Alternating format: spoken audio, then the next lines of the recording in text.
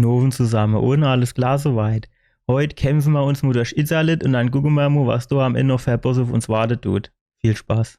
Wir sind letztes Mal in Izalit gestartet, wie man es auch immer ausspricht. Ich weiß jetzt nicht, ich habe mir das gerade so angeschaut, als ich gewartet habe, bis es losgeht. Und da habe ich mir so gedacht, so viel Lava. Ich habe zwar den Ring an, der ja den Lavaschaden extrem minimiert, aber vielleicht bräuchte man da doch 10 Flakons, weil auch wenn es weniger Lavaschaden macht, es macht ja Lavaschaden. Mal schauen, wie es läuft.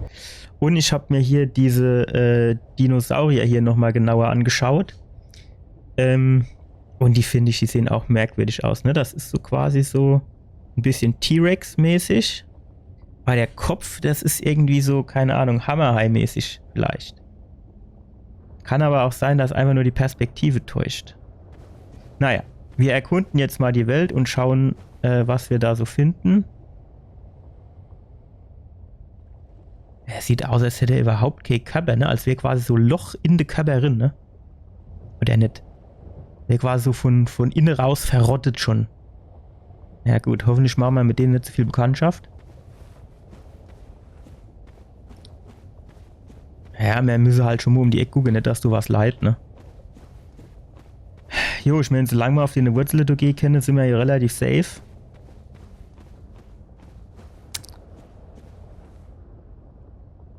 Aber das wird wahrscheinlich nicht lang bleiben, ne?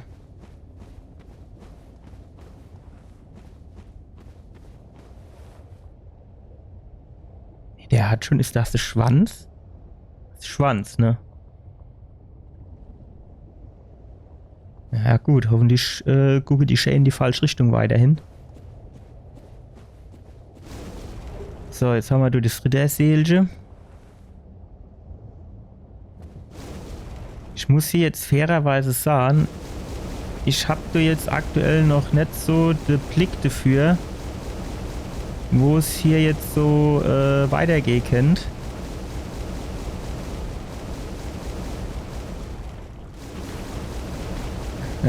Das ist alles nix, du. Eieieiei. Was? Das ist... Ich bin noch nicht so begeistert von dem Level. Wovon der Soundkulisse abgesehen, dass das da dann ändert durch so ein nerviger Brand-Lava-Schade-Sound macht. Gut, man könnte natürlich sagen, wir tun einfach nur die Items hinterher laufen, ne? Aber wenn wir jetzt das Item holen, dann laufen wir natürlich genau zwischen denen eine ganze Trottel durch. Das ist natürlich nicht so richtig geil, ne?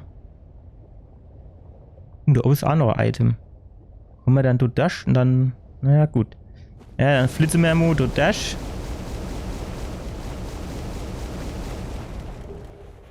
Und dann hoffen wir einfach mal, dass die ganze Dinosaurier einfach so mache, als wäre ich nicht da quasi. Ja, super, ne? Du gehst schon mal nicht drin. So, und jetzt hätte ich... Ah ne, das war so... Ah ja, gut, den machen wir. Hält der jetzt quasi mehr aus oder hat er so dran gelegt? Falsche Taste gedrückt. Oder hat er so dran gelegt, dass ich quasi mein Schwert nicht beidhändig gegriffen habe. Aua. Ach, guck mal, du bist Ingang.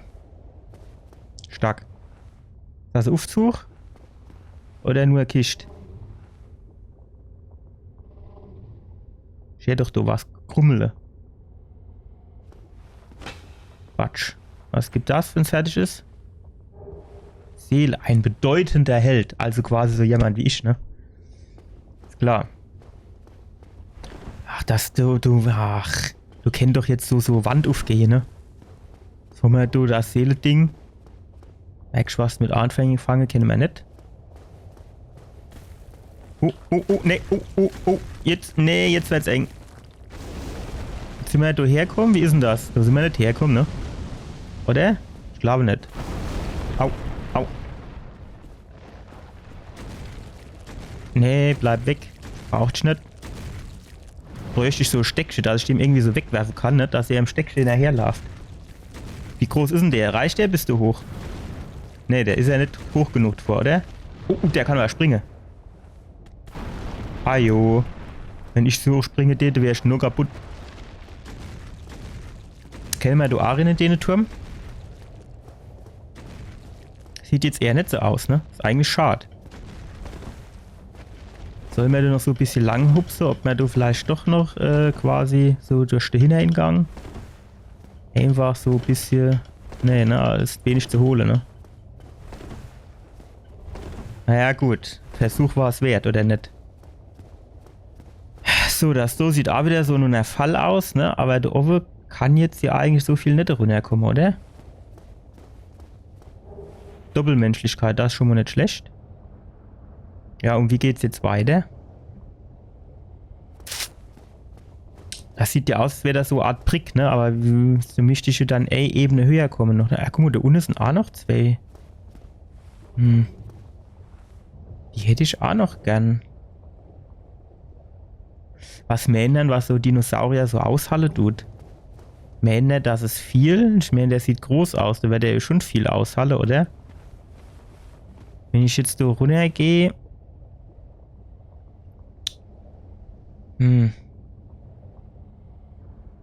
Vielleicht sollte man uns da Plänchen machen, bevor wir runtergehen, ne? Guck mal, da drüben, da sieht es ja so aus, als könnte man da ein bisschen hochlaufen, oder?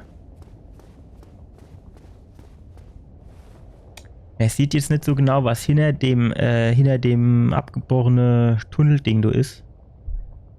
Aber das sieht da nicht so aus, als könnte man dann da drüben weiter hochgehen, ne?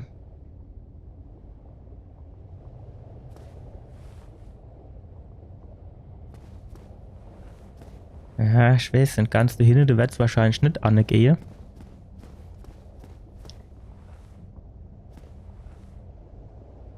Ja, da unten sind wir ja quasi herkommen, täte ich sagen. Also von irgendwo da unten. Das habe ich eigentlich jetzt nicht vorher gehabt. Wo war dein... Oh, fuck. Oh. Alter. Meld dich an. Ja, ich mache doch schon weniger Schade. Also bei den anderen, da habe ich 61 Schade gemacht. Das du war jetzt vielleicht 51 oder so. Oder 54. Wo war denn das? Das mischt doch hin irgendwo gewesen. Aber kommen wir da irgendwo das? Sieht die jetzt so auf Anhieb nicht so aus. Ja, vielleicht Normodo, wenn wir die Wurzel da finden. Wo wir eben hochgeflutscht sind. Was waren das für ein? War das die da? Die da war das nicht, ne? Wie sind die? Ah, ne. Geh weg. Geh weg. Bleib fett. Hau ab. Nein. Wo kommt denn jetzt das andere Ding da her? Wie ist denn das jetzt? Ah, stopp.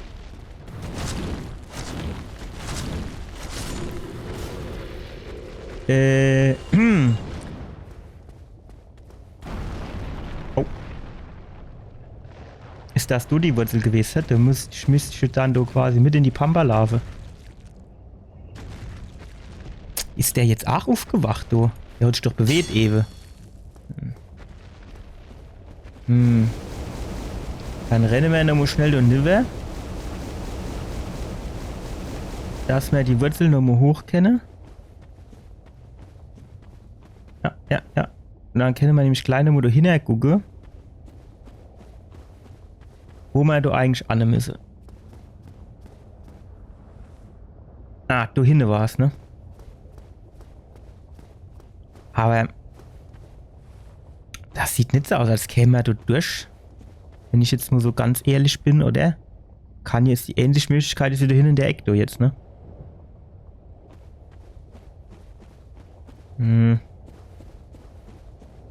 Ja gut, ausprobiere, kenne mir's. Kennt gerade so gehe.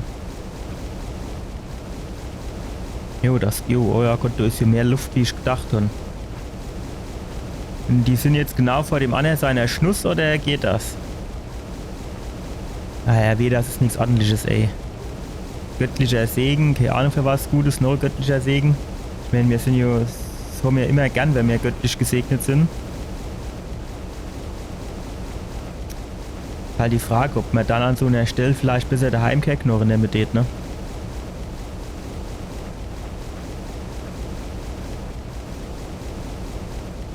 Das eigentlich Schlimme ist, ich weiß jetzt noch immer nicht so genau, wie jetzt quasi der nächste Schritt wäre.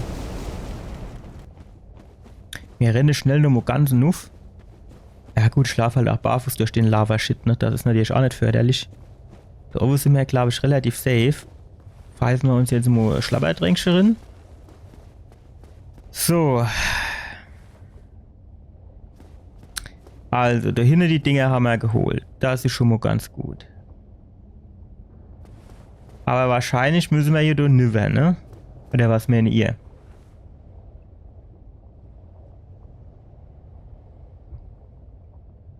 Ist die Frage. Wie? Vielleicht. Aber ich sehe nicht, dass man da oben irgendwie weitergehen könnte, ne? Also die Idee wäre jetzt, die ich eben hatte. Au. Hätte er jetzt nicht können auf den kleinen Überstand springen. Vielleicht mal da rein gucken gehe, ob man da irgendwie die Wurzel hochkomme. So, ne? Genau so habe ich mir das vorgestellt. So, aber die Wurzel, da habe ich jetzt nicht so auf Anhieb gesehen, wo man da jetzt irgendwie oben weitergehen kennt. Okay. Ah, ja, warte, vielleicht. Ah, okay, ja gut, das habe ich jetzt so von der anderen Seite aus nicht gesehen. Du scheinst nicht weiter zu gehen, ne? Nee. Jo, das war halt verdeckt, ne? Okay, gut. Ne, das ist doch dann ganz okay. Kennen wir da hinten, Anne? Nee, ne, das ist quasi als Abduschte. Jo, dann ist wahrscheinlich das Ding, dass wir da runtergehen müssen. Da ist wieder so Feuerspeier.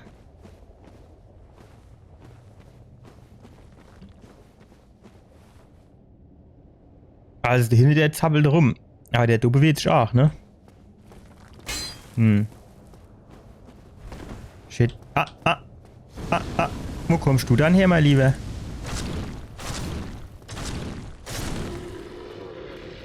So, der versteckt sich jetzt natürlich genau hinter dem Stay-Ding. Das treffe ich ihn hier nicht. So. Das hätte mir schon mal geklärt. Du ist jetzt... Ach, warum bleibt er an jedem Eckelchen hängen? Ich verstehe das nicht. Du war da jetzt wirklich gar kein Grund, irgendwie hängen zu bleiben. Nee, du geht's nicht weiter. Wie komme ich jetzt da wieder hoch? Gar nicht, ne? Jetzt bin ich halt da gefangen.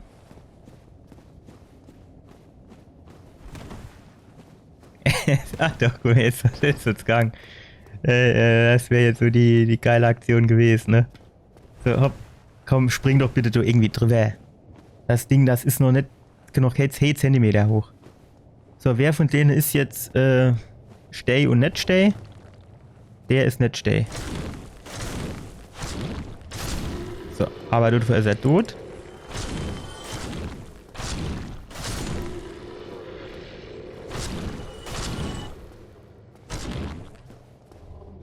Erst 57, ja. Aber vorhin auf der Treppe hatte man wenig. Also am Samstag 61 gepackt pro Schlag.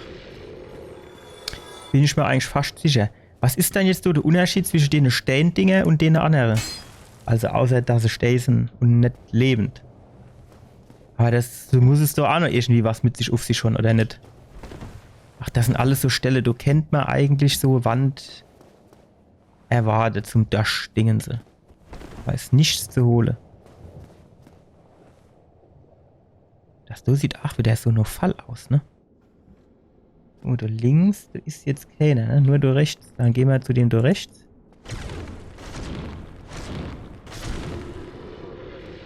Ach, da kommt schon gleich der nächste angehupst. Ja, die sind mir ja ganz angenehm. Wenn das so die ähnlichste Gegner wäre, die du käme, du wärst direkt dabei.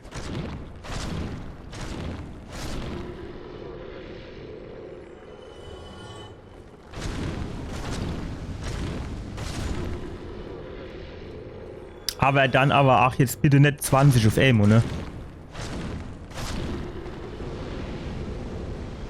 Ist natürlich kameraführungstechnisch auch eher so ungünstig Geschichte, weil die Deck so ein bisschen niedrig ist.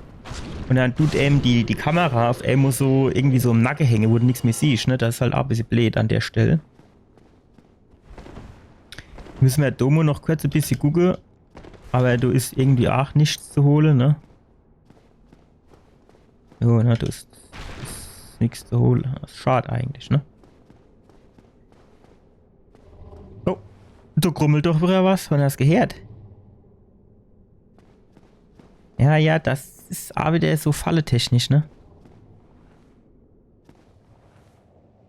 Guck mal, der bewegt sich auch. Das ist doch, der muss doch dann leben, oder nicht?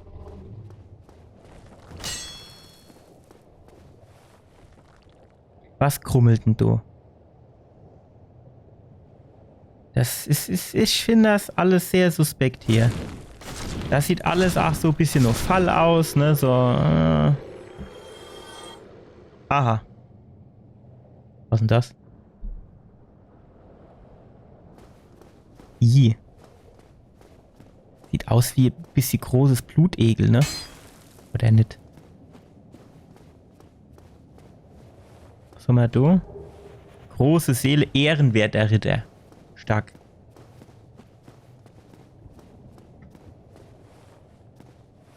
Du wusst nix? So, als das da oben, das gefällt mir nicht so.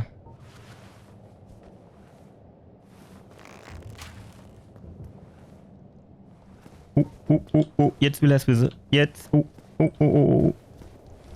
Was soll denn das Ding verbähen?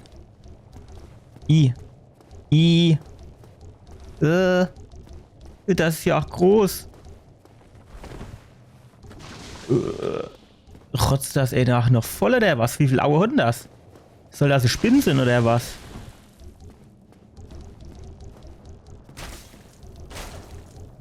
Nee. Gut. 1000. 1000 war es jetzt nicht wert.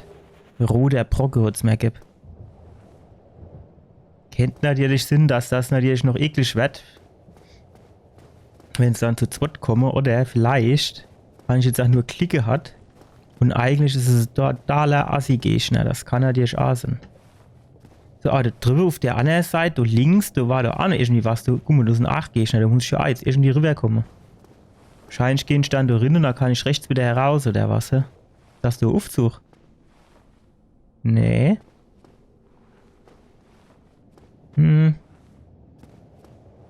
Ich traue der ganzen Geschichte nicht so.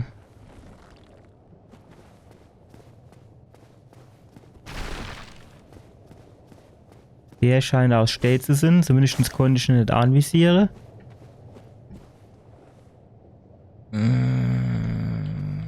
Ja gut, du müsstest ja wieder hochkommen.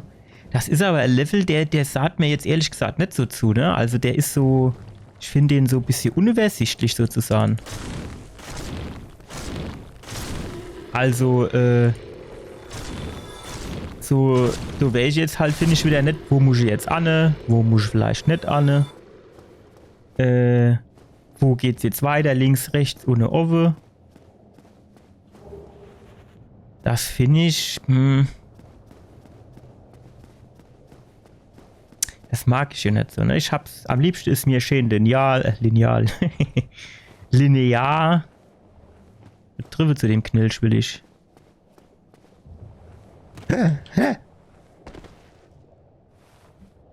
Schön linear, damit ich genau weiß, wo ich hin muss. Und keine Überraschungen kommen. Also Überraschungen wie mir, aber jo halt, ne? Damit ich mich nicht verlaufe. So hatte ich danach immer Angst, dass ich was verpasse, ne? Was ist jetzt? Ah, war wieder die Treppenstufe zu hoch. Guck mal, die Treppenstufe kann ja auch gehen, ne? Die sind ja auch relativ hoch. Aber wenn dann da so eine kleine Wurzel ist, da kommt der auf irgendwo nicht mit drüber. Ist schon auch immer ein bisschen komisch, finde ich. Da wollte ich nicht an. Sondern ich wollte nur hier rüber. Und da krummelt noch immer was. Da kommt doch dann gleich wieder irgendein riese Vieh, das mir auf den Keks geht.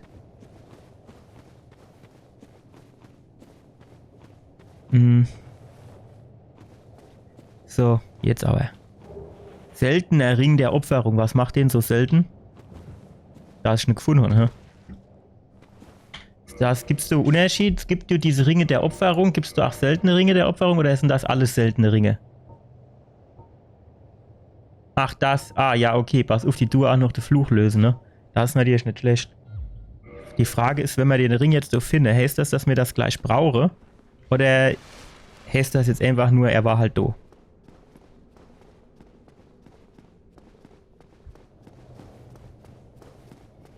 Jetzt habe ich nämlich so im Kopf. Gab es da oben jetzt noch zwei Wege, gerade außen rechts die Wurzel runter oder war rechts die Wurzel runter der einzigste Weg? Ich glaube, da waren noch zwei, ne? Hier, da die Treppe rauf. Und da die Wurzel runter. Kommen die jetzt durch den Baumstumpf hoch? Kriegen die das hin? Oder sind die da zu dabischt vor? Ja? Ja? Ja? Doch, klappt. Also jetzt nicht, dass denen das jetzt irgendwie was... Ah jo, jetzt bin ich schon runtergefallen. Jetzt komme ich doch nicht mehr nuff. So ein Scheißdreck, ey.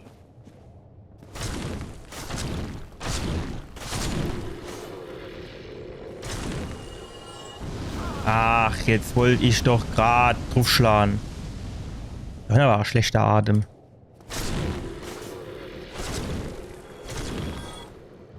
So, komme ich dort drüber? Ah, ja gut, dann geht's ja. Alter, das ist aber auch noch ein riesiges Gebiet, oder?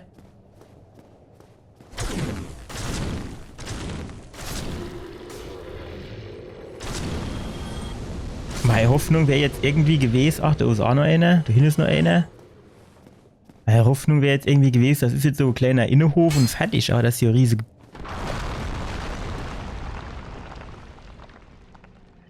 Wer ist in die andere Richtung gegangen?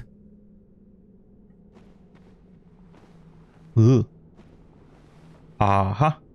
Jetzt wird da ein Schuh draus, ne? Wenn du da eine Rinhupse tust, das ist natürlich blöd dann. Ja, aber ich muss da runter, ne? Oder? Ist auch noch so einer? Kommst du hoch? Kommt der runter? Ich weiß nicht, ich weiß nicht. Das ist nix so, ne? Wie komme ich denn da hoch? Wie komme ich denn da hoch? Komme ich da hoch? Behalt deine Rotz bei dir, ey. Ich brauche ne nicht. Komme ich so vielleicht für das Rick? Nee, ne? Die machen auch lustige Geräusche, finde ich. Super, die Wurzel, die bringt's, ne?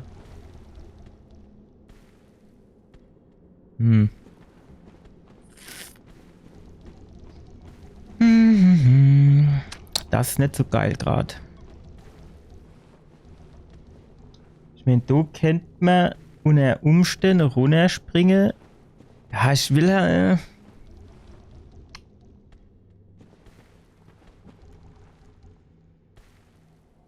Du weißt halt jetzt nicht, wo kommst du raus, wenn du das machst, ne?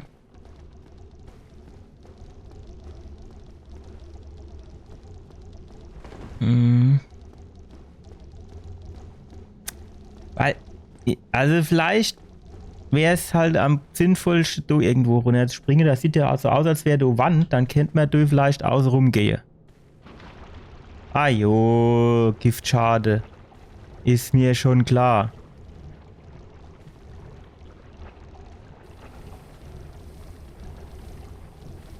Falle runter, genau. Tschüss. Aber zum Sterben hat es nicht gereicht, ne? Ah doch, sehr schön. Sehr gut. Haben wir da noch so Geräte am Start, wo man nicht mehr kenne?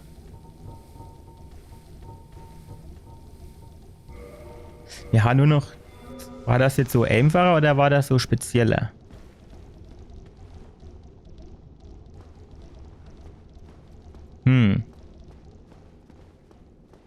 Ja, super, jetzt bist du da oben.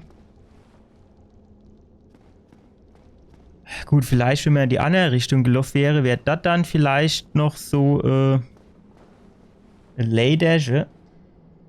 Erkenne mal, du. Am liebsten wäre es mir, ich würde auf den Vorsprung. Auf den, ja, oh, geil. So konnte ich das. Ach, das wäre, so wäre es natürlich einfacher gegangen. Ja, gut. Weil dann kenne man da nämlich das Ganze, wie ich vorlaufe und kenne dann die Pfanne um die Ecke lunzele. Ob man dann über den Weg quasi dort hochkomme. So, ne? Da ist schon ein Zapduster. Ne? Ne, da ist nichts zu holen. Sieht man das so von... Hey, das sieht man nicht so gut, ob da hinten vielleicht auch noch so Aufgang ist, ne? Kommen wir da dazwischen durch? Ja, ja, ja. Nee. So kommen wir auch nicht. Ey, wo kommst du dann her? Fuck.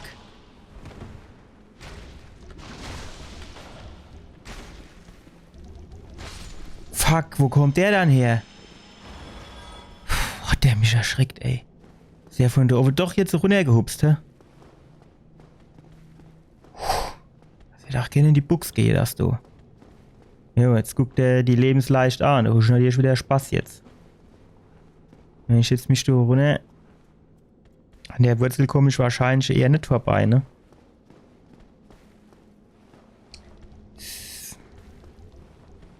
Du sind mir halt schon ein bisschen viel von der satt. Was falle die so aus? Was ist, wenn ich da mit drin schieße? Naja, gut. 85, damit kann man ja leben.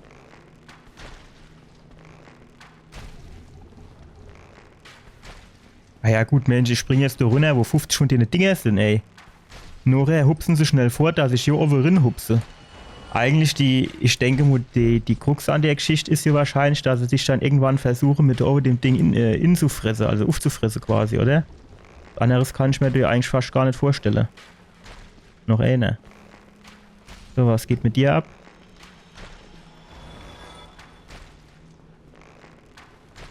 Ah, 1000? Ich finde, das ist ein bisschen viel für die. Die sind schon eklig, aber diese Falle, also so viel halle sie jetzt nicht aus. So die allercleverste scheine sie auch nicht zu sein. Jetzt würde ich eigentlich sagen, ich lasse mich da runterfallen. Aber ich weiß nicht, das sieht finde ich, so ein bisschen noch Fall aus. Aber mir bleibt halt nichts anderes übrig. Aber guck dir das halt an. Wie viel Energie ich noch habe. Das ist halt Scheißdreck. Vor allem bei dem Vergiftungsschaden, du. Und weil er halt da immer 30 Jahre braucht, bis er dumme was aufgenommen hat.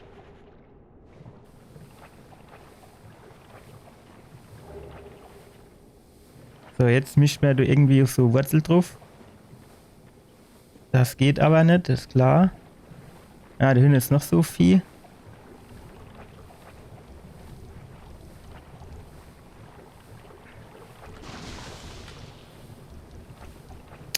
Wo geht's denn da runter? Nein! Wow! Ja, du gehst dann wirklich in den Tod, ne? Sieh doch mal! Gib doch mal ein bisschen Gas!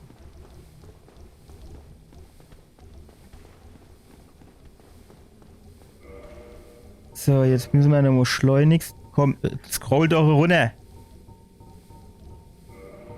Ja, es ist schon einer von den besseren Moosklumpen, ne? Ach, der Trottel ist runtergefallen. So gefällt mir das. Genau so gefällt mir das. So, was man jetzt natürlich noch klären müsste, wäre... Wie kommen wir denn jetzt wieder hoch?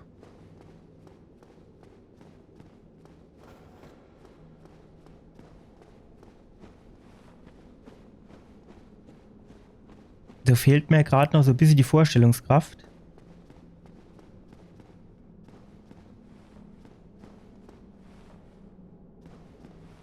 Ach, guck mal, du kennt man Rin wahrscheinlich, oder?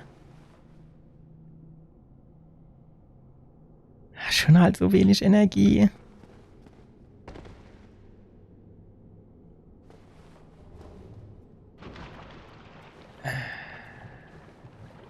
Zumindest gibt es da Ringelge. Es hat gewährt, ich musste jetzt nur so Menschlichkeit nehmen. Dass ich wenigstens noch ein bisschen mehr, also voll leicht tun.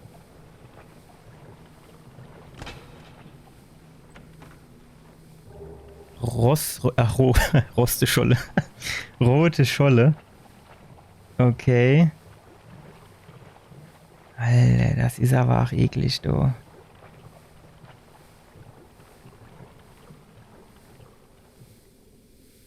Ja, ich weiß nicht. Die Hoffnung wäre jetzt halt irgendwie, dass du quasi so, wie soll ich denn sagen, Aufzug findet oder, keine Ahnung, irgendwas, dass man da nochmal raufkäme. Vielleicht gibst du auch ein Loch, wo du dich runterfallen lassen kannst. Kennt jetzt natürlich auch Sinn, dass du quasi, soll ich denn sagen, dass du, jetzt holen wir mal das Ding noch eine rote Brücke, dass das irgendwie so gedacht ist, dass du die Viecher da drin loggen kannst, dass die da runterfallen, ne? Aber wie ich jetzt wieder hochkomme, da habe ich jetzt echt null Plan, ey.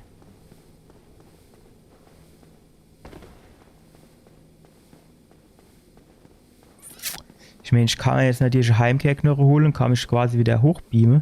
Die Wurzel. Auf die Wurzel, da muss ich doch irgendwie drauf kommen.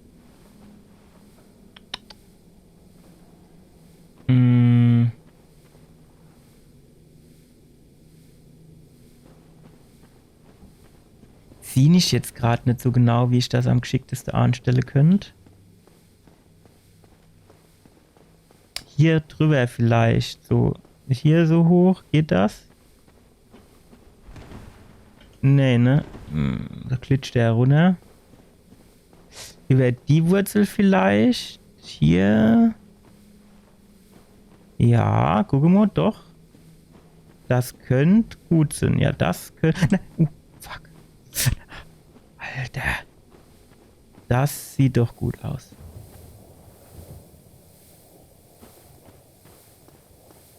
Das sieht doch hervorragend aus.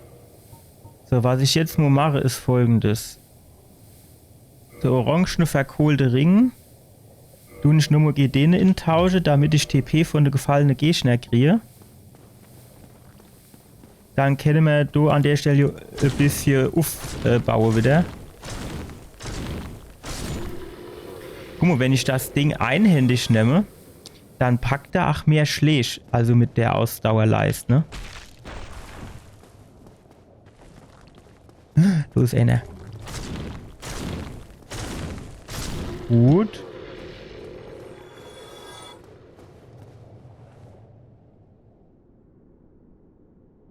Das ist doch Gegner, oder?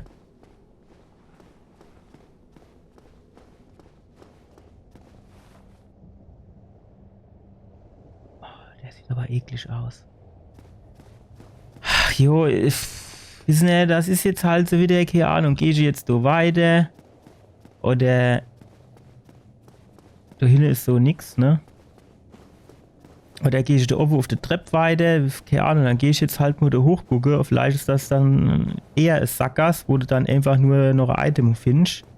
Du musst dann der andere Weg lang, ne? Oh, oh, oh, oh, oh, oh, oh.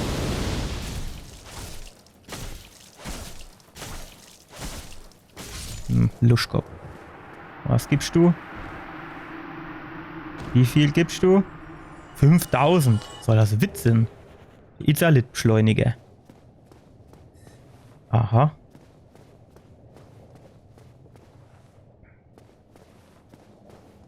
Oh, ich weiß ja auch nicht, er leid.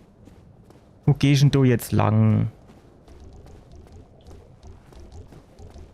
Ich kann ja auch springen. Steht gern hinter kommen, ne? Aha. Das ist nämlich genau die Aktion, die wahrscheinlich die nervig ist. Wenn er dich dann schnappen tut. Geht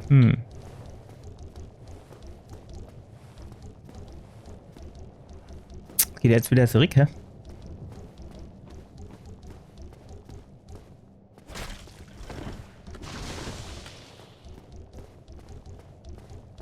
Ja. So haut er wieder ab, ne? Hat so viel Aue. Und sieht dann... Fuck! Wow! Ich was? Kannst du mich mal hin rumheben? Tschüss.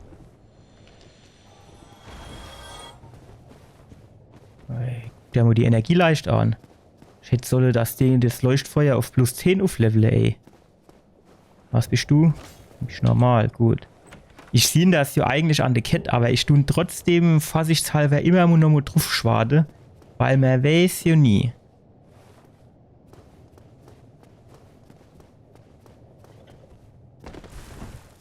Da ist nichts zu holen. Es ist jetzt halt echt die Frage, gehe ich jetzt so zurück? Oder gehe ich durch die Nebelwand, ne? Das ist, fühlt sich beides nicht geil an.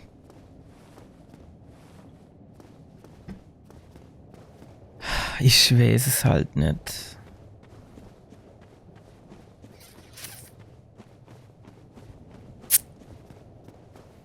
Das ist auch schwieriger Gegner, du, ne?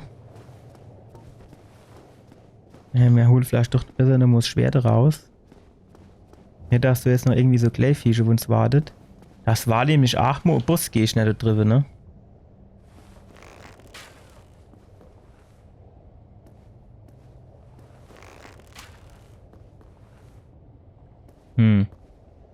Das sieht jetzt nicht so aus, als kriegt der jetzt so übermäßig viel Energie abgezogen durch mein Schüsselchen.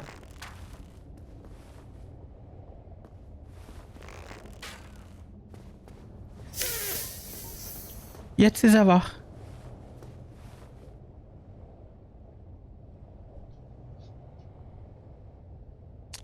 Keine Ahnung, ey, was weiß dann ich jetzt? Ich gehe durch die Nebelwand und dann hoffe ich einfach, dass das vielleicht dann irgendwo Leuchtfeuer ist. Ich meine, das wäre jetzt halt da weg nochmal an der Zeit, dass du nochmal ins käme. Ist jetzt hier nicht... ich weiß nicht. So gegnermäßig geht eigentlich, ne? Aber trotzdem, ich tu mal doof der Heimkehrknorre schalte und dann notfalls nehmen wir den halt. Kennen wir du nicht vielleicht gerade um die... Ach, da kannst du nicht vorbeigucken, ne? Wart vielleicht von da oben. Ach, du geht's gar nicht rauf, du geht's runter. Ja, das haben sie dir schon recht clever gemacht jetzt, ne? Dass du ja nicht siehst, was da hinten kommt.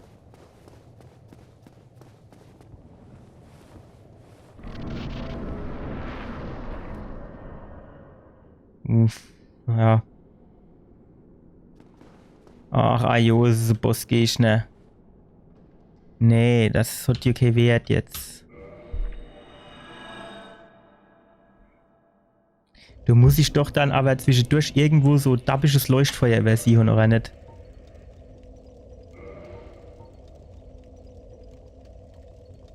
Warte mal, ich kann doch...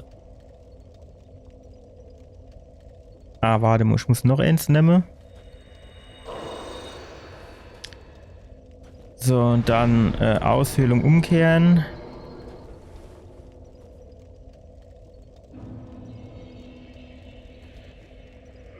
Nee.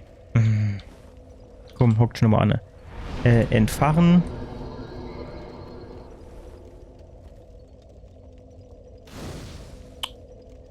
So, jetzt kriegen wir da nämlich 10 und dann tun wir aufsteigen.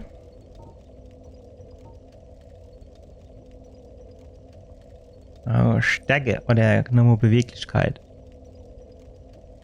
Oh, Stärke. So. Und dann gucken wir mal, ob wir hier vielleicht den Weg ein bisschen schneller hinkriegen. Wir wissen jetzt hier, wissen wir noch mal grob, wie wir laufen müssen? So grob, ne?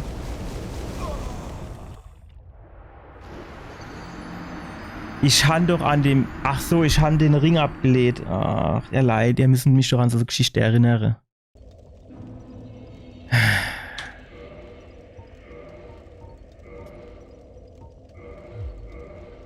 Jo, ich habe gedacht, ja,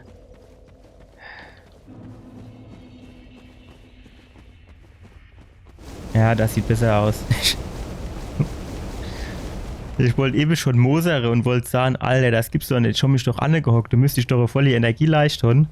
Weil ich hatte dir vorhin gedacht, na gut, das Lava-Gebiet scheint hinter uns zu sein. Du kannst mal den Ring ausziehen. Ja, Pfeifdeckel. Verlorenes Izalit. Ja, Izalit.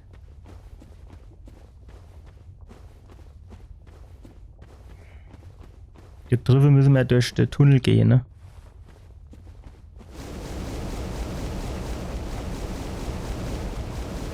Hey, ich kann auch über brennende Kohle Lava, da haben wir ja gar kein Problem damit. Kennen wir ja da unten rumlaufen? Ja, und da hinten müssen wir dashen, ne?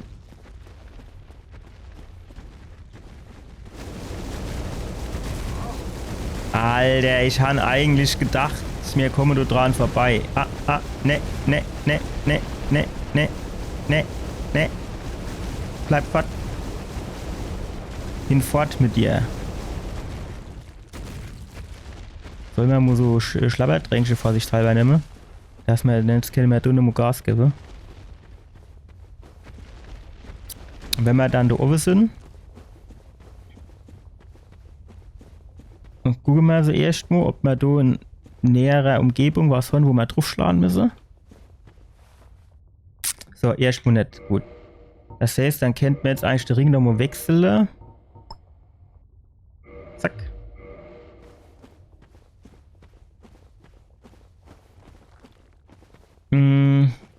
Ach, ich glaube, da laufe ich jetzt auch einfach mal ein bisschen durch.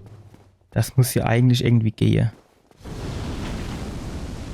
Einzigste Problem, dass dann auftreten könnte over an der Treppe sind, wenn dann dieses komische 1000-Seele-Monster kommt.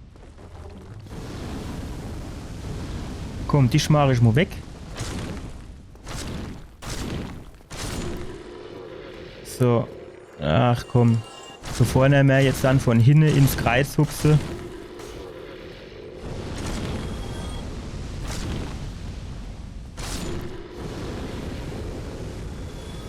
Vorne wir jetzt von hinten ins Kreis hupse, tun ich eigentlich mal aus dem Weg räumen.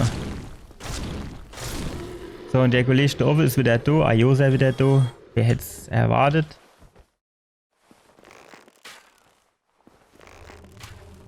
Wie? 87 hatte man abgemacht.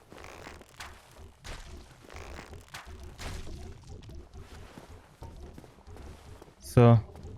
Jetzt komm ich da runter.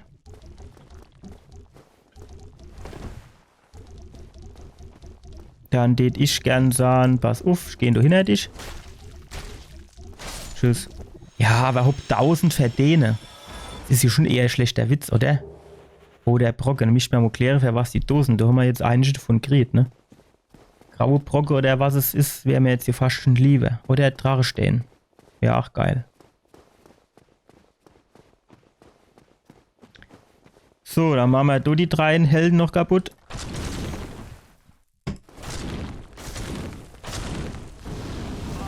Ah jo. Nix gibt's. Einer reicht grad.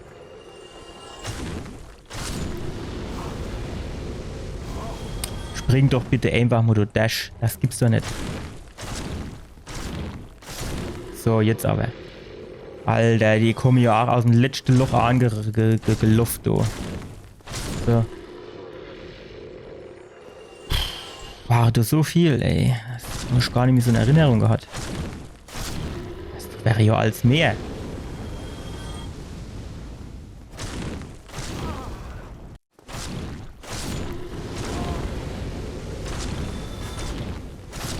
So.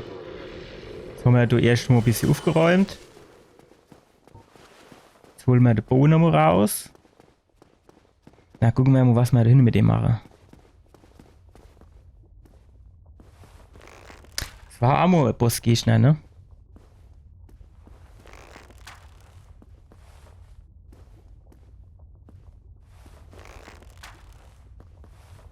Drei. Ja, das könnte noch mehr wäre, wenn es geht. Wow. Ja gut, das ist halt jetzt scheiße, wenn der Bogen nur so wenig Schade macht. Ja, 20 ist schon mal besser.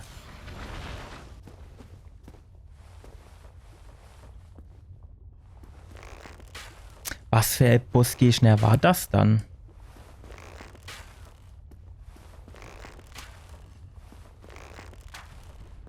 Ach jo, das kann ich vergessen, ey.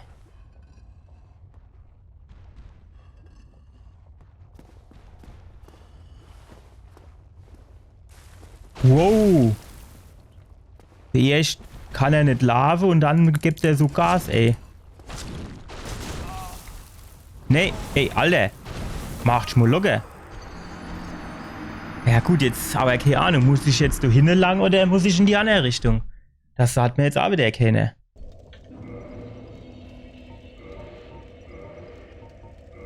Ist aber wischt. Wie machen wir den? Habe ich den Ring jetzt eigentlich gewechselt? Ja. Wie mache ich den jetzt am besten? Das ist halt ein bisschen blöd, weil in dem komischen Gang, du kannst halt jetzt nicht links und rechts großartig an dem vorbei, ne?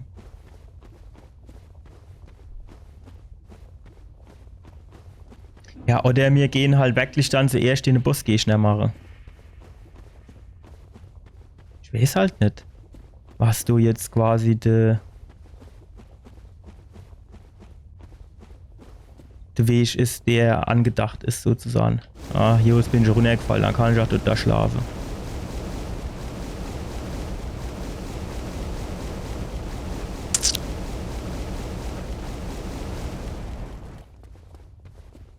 Vorschläge kann er keinen für mich, ja.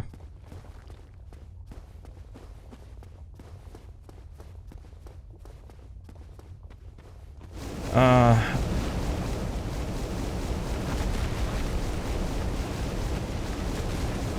Hoffentlich dreht er sich so langsam, dass ich durch Shade Dash komme.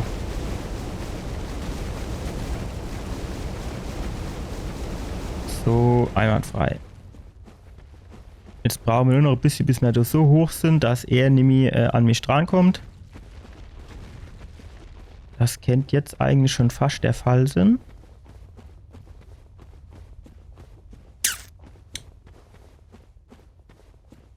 Ich weiß nicht. Ich glaube, es steht jetzt schon fast gut, dass ich zum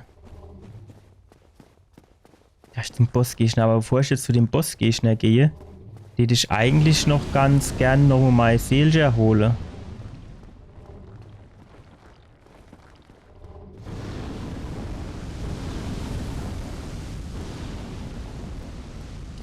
Ich meine, da können wir ja mal gucken, ob man das hinkriegen, ne? Kommt der ein bisschen entgegen? Ja gut, dann können wir da vielleicht dran vorbei. Dann gehen wir da runter. Wir holen uns zuerst mal unsere Seele.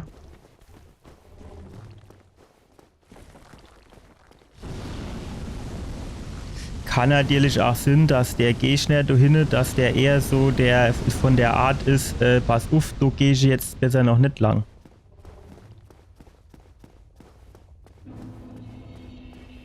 Aber es geht mich schon mal interessieren, was da hinten vielleicht noch ist, ne?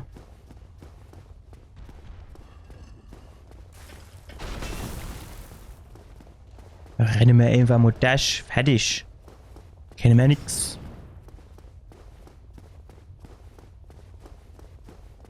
Aha. Aha. Das so funkelt die da nicht. Bleibst du bald da? Bleibst du bald da? Herrgott. Jawohl.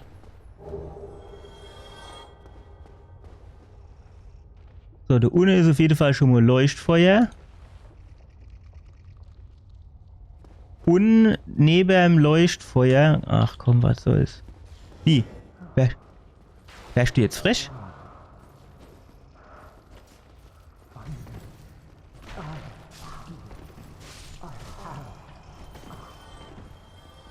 Ich schon gedacht, mir wäre Kollege.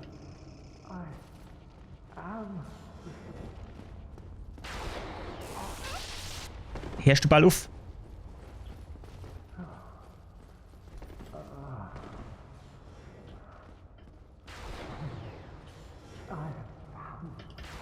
Ich würde gern nur jetzt so, darf ich das Schlabbertränkchen nehmen? Das geht nicht oder was? Was soll der Schiss dann?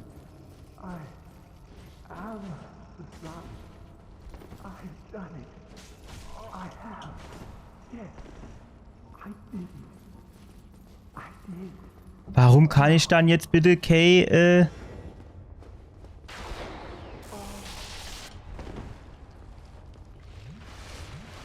So, jetzt, pass auf.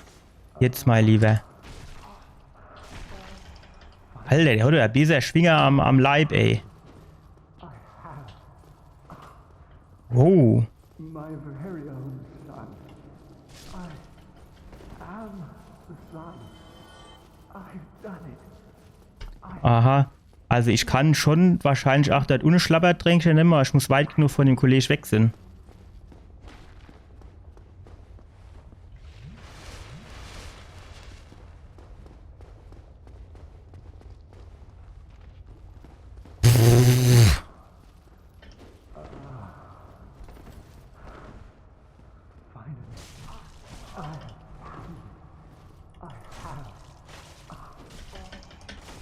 Spring.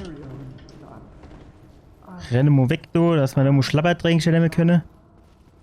Was soll das dann? Warum kann ich doch jetzt kein Schlabbertränkchen nehmen, nur weil der da in der Nähe ist? Renne mir nochmal da hin, Ist ja gar kein Thema. Spiele mir Nachlauf. So. Passen wir auf. Machen wir, da sind hier noch so ein paar Viecher. Dann machen wir Demo noch weg. Dann holen wir mal das Ding da.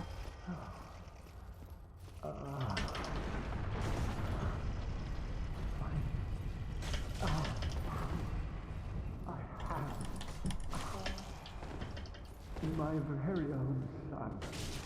I am the sun. Oh, jo, laber mich nicht voll, ey. Alter, der geht mir jetzt schon auf den Sack.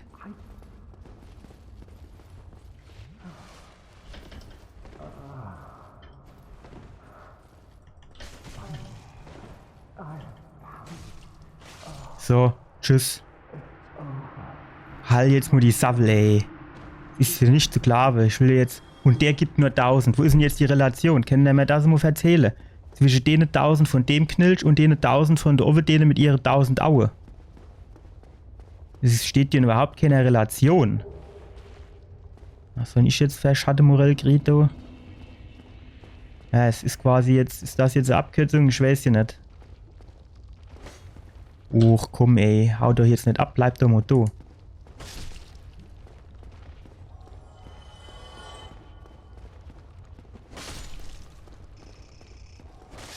So. Ach, du ist noch eins, hä? Ja, du geht's nicht fort. Wenn du vor mir abhauen willst, das geht nicht. So.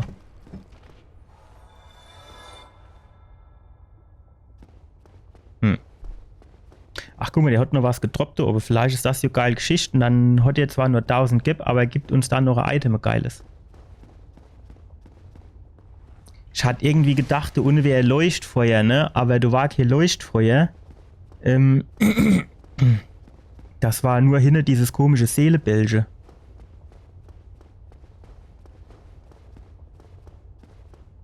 Ja, jetzt wäre halt die Frage, ob wir noch... Das wäre Menschlichkeit. Aha, und... Ah ja, gut. Aha. Ja, schön. Gehen wir jetzt da nochmal lang? Ich weiß jetzt nicht mehr so genau, wo das Leuchtfeuer war. Da war auch irgendwo eins, ne?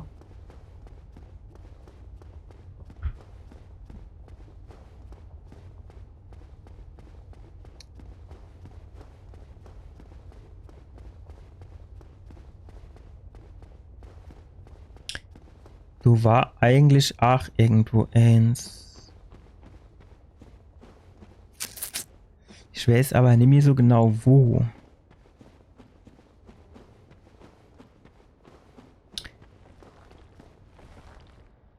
Ah ja. Das war quasi auf dem Weg.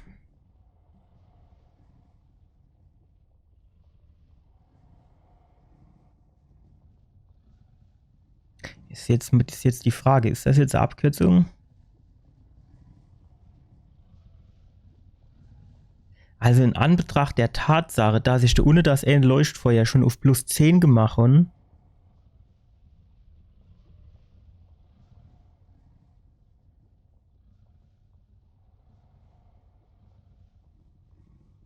hätte ich fast sagen, wir gehen nochmal zurück zu diesem Lava-Leuchtfeuer, oder?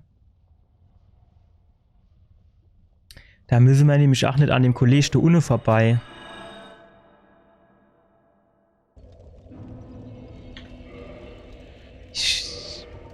weiß nicht. Aber das kennt halt vielleicht die bessere Variante sind.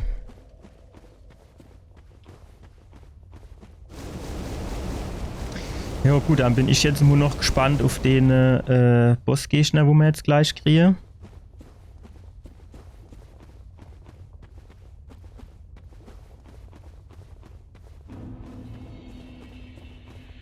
Verlorenes. Ah, das ist ein I. Ich hatte das irgendwie mit E. Izalit, ne? Ach, richtig ausgesprochen ist, glaube ich. Isalis. Oder wahrscheinlich so irgendwie.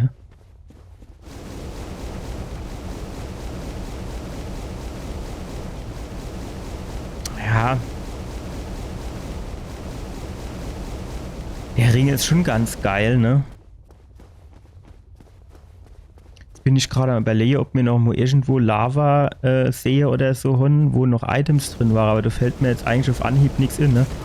Jo, jetzt, das war natürlich nicht so clever, ne? Jetzt habe ich genau in dem Moment, wo Schneewer seinem dabische, dreckige Fuß war, fand ich quasi, war der grüne Balke so halb leer, oder 3/4 leer und ich schon gedacht, weißt du was? Dann du nicht kurz langsam machen, aber dann hätte ich besser noch ein bisschen gewartet, ne?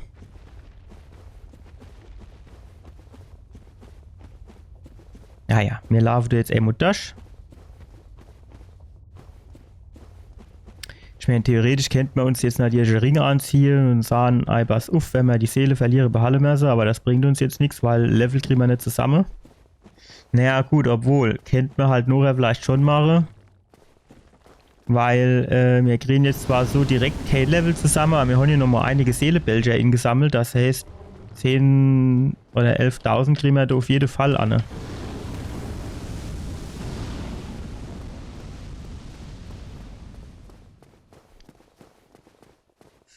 Ah, jo. Vorbei. Gut, aber der wird jetzt wechseln, oder? Der wird jetzt nicht nochmal kommen. Jo.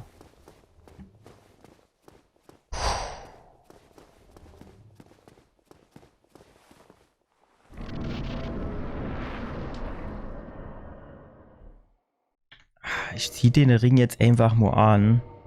Da muss ich nur dran denken, wenn ich abnibble. Verstärkt gewährt zusätzliche Zauberschluss. Gewährt, verursacht keine Geräusche. Ist natürlich schon 8, den hatte ich ja 8 Zeit lang an. Der ist schon ganz geil. Ich ziehe mir das Ding an. Dann nehme ich Schlabberdränkchen und dann, ja, dann gucken wir, was passiert.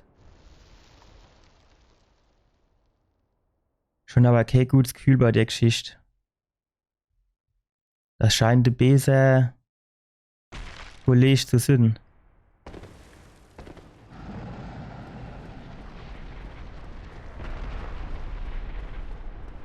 Wow. Au!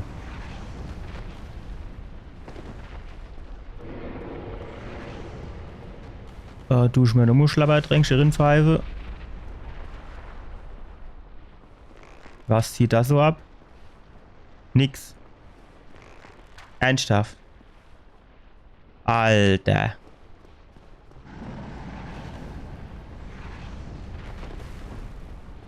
Aha, was ist denn hinter das?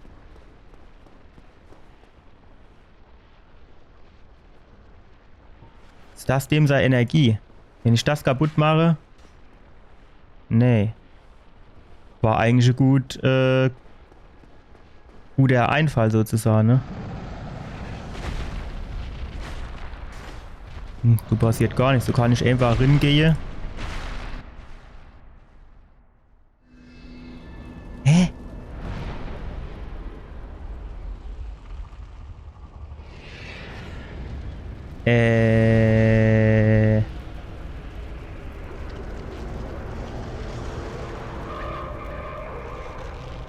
Das sieht aus, als würde der jetzt Gräser wäre irgendwie, ne? Lieber wäre es mir, wenn er sterbe tät. Nee.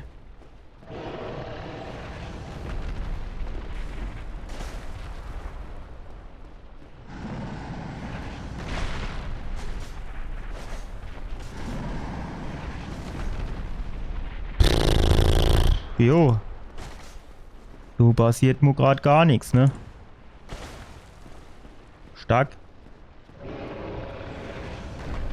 Hm. Boah.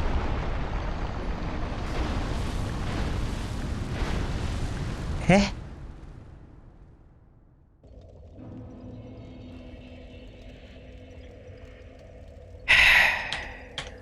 Komm, hopp, mach. Ja, es ist in Ordnung, der ist kaputt gegangen. Da sollte der jetzt mal nicht verarscht vorkommen. Jo Gott, keine Ahnung. Komm, du, nimm mir jetzt einfach mal, was weiß ich, 2 Stück. Nein, jetzt habe ich auf Silber gedrückt.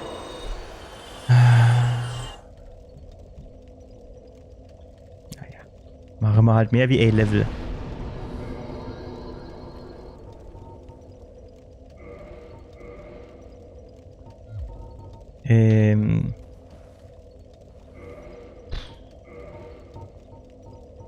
Was haben wir noch? Jo, was weiß ich, nehmen wir Tischmo noch. Oh, das kann schon wieder reichen für noch eins. Ach, jetzt fehlen da noch so 1000, ey. Ich möchte mir auch mal irgendwie angewöhnen, dass ich schön drauf gucke, wie viel noch fehlt und mir das dann auch weg behalle, ausnahmsweise. Wie viel gibt das? Das wird ja Haube 8000, das ist auch wieder so viel. Dann nehme ich den nächsten einfach auch noch, vielleicht. Reicht das ja dann irgendwann nur noch für 2? Für 2 reicht das noch immer nicht. So, was haben wir denn noch für eins?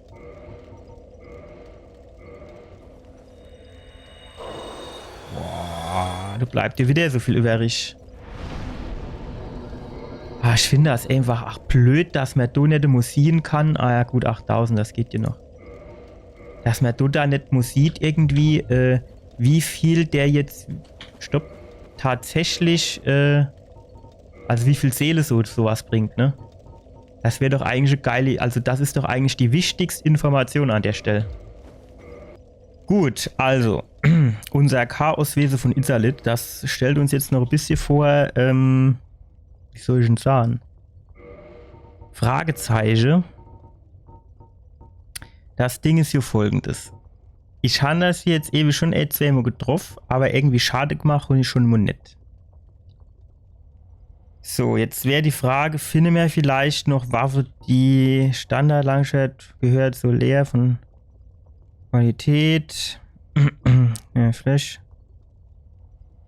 Naja, gut. Ist jetzt weniger berauschend. Was habe ich noch gekriegt? Ich hatte ja noch so komische göttliche vollständige Regeneration der Statuswerte.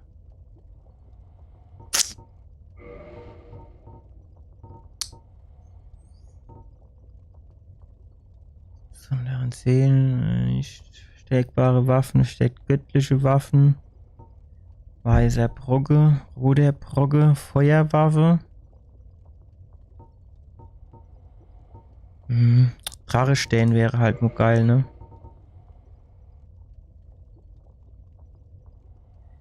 Beschleunigt Ausdauererholung. Gut. Habe ich jetzt so auf Anhieb nichts gefunden, was mich angelacht hat.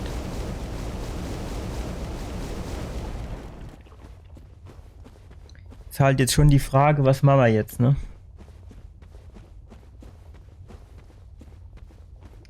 Weil eben konnte ich dem jetzt wirklich keinerlei Schade zufügen. Also wirklich überhaupt keine.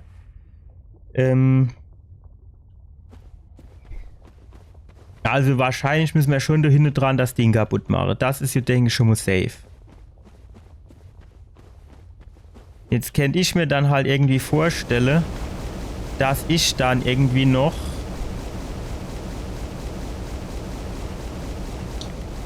auf die andere Seite auch noch muss, dass das vielleicht auch noch so ein Gerät wäre, wo man kaputt hauen muss. Das wäre jetzt so die Geschichte, die ich mir so einigermaßen vorstellen könnte.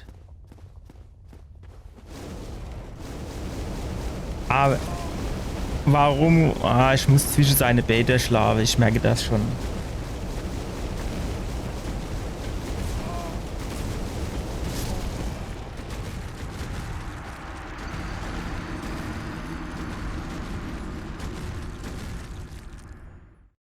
Also wissen wir,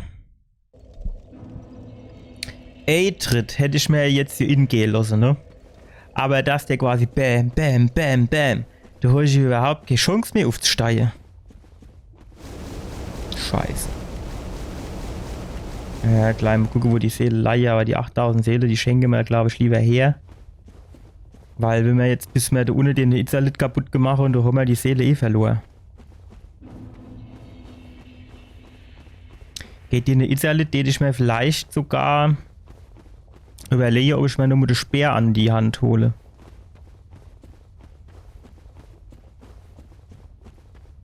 Weil mit dem habe ich ein bisschen mehr Reichweite, ne? Das könnte schon ganz geil sein. Und da kann ich gerade stechen, du musst ja nicht so ausholen, das könnte auch hilfreich sein. Könnte ich mir vorstellen. Weiß nicht. So, zwischen den Bait durch, jawohl.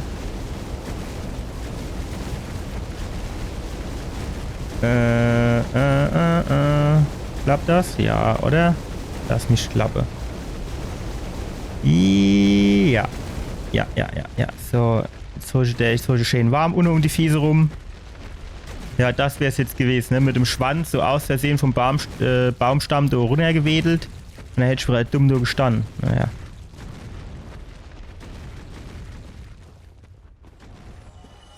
Okay, keine Ahnung, wo die herkommen, aber ich nehme sie.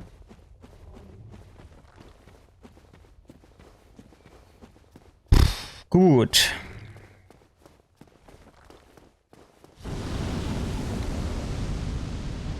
Jetzt halt echt die Frage. Ich stehe sagen, ich bin jetzt eben so rechts rum an der Wand entlang gelaufen, weil er mich dort nicht getroffen hat, um quasi zu gucken, was dort hinten geleuchtet hat. Jetzt könnte ich Jomo quasi einfach die andere Seite noch entlang gehe, um zu gucken, ob das auch noch sowas ist.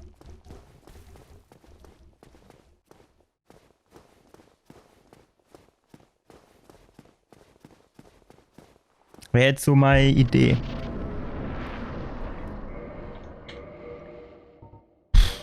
Gute Boge, der hat uns jetzt eher im Stich gelassen.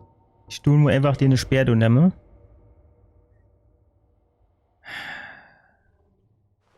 Warum kann ich ihn jetzt? Aber so, jetzt nehme ich noch Schlapperdränkchen.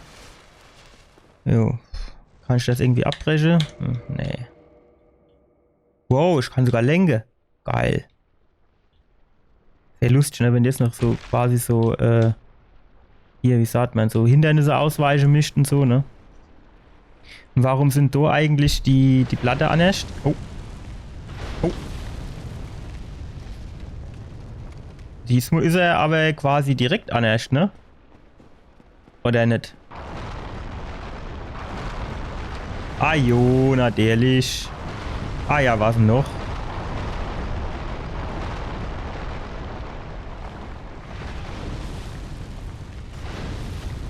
Ja, und jetzt?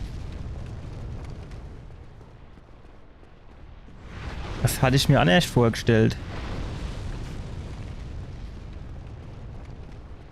Kann ich so in die Mitte?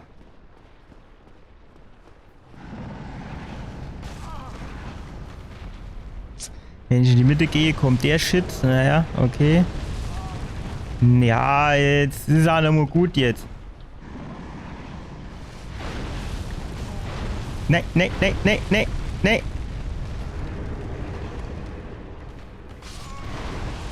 Ich will doch nur mal da hinten gucken.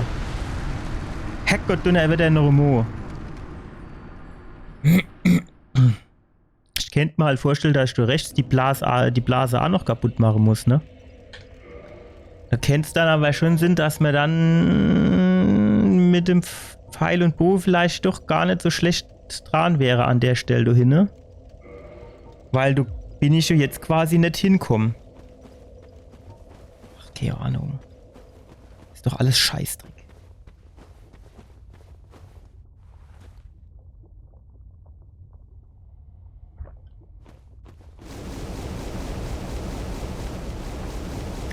Wenn ich direkt durchziehe, dann wären wir aber wahrscheinlich in der Abgrund drin falle, ne?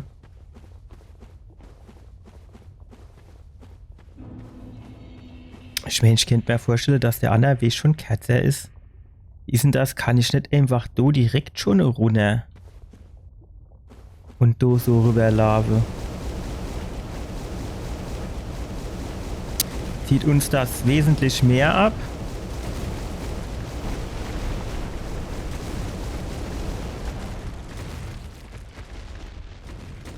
Steht fast hoffen, nee.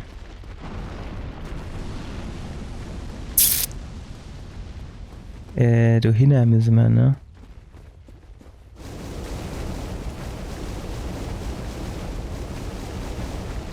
Ne, ne, bleib weg. Fahrt mit dir. Fahrt. Hau ab. Gut. Können wir da den Baumstumpf hoch, können wir noch mal ein bisschen Gas geben? Stark. Einwandfrei.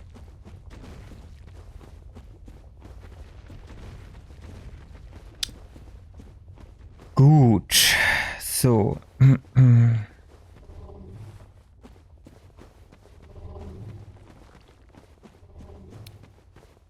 Ich weiß halt nicht, wie man den jetzt am geschicktesten machen kennt.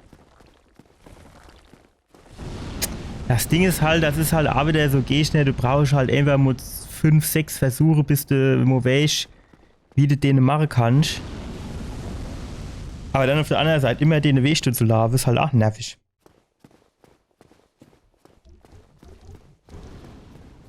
Aber ich bin noch nicht so davon überzeugt, dass der andere Weg jetzt so viel schneller oder kürzer oder weniger nervig wäre.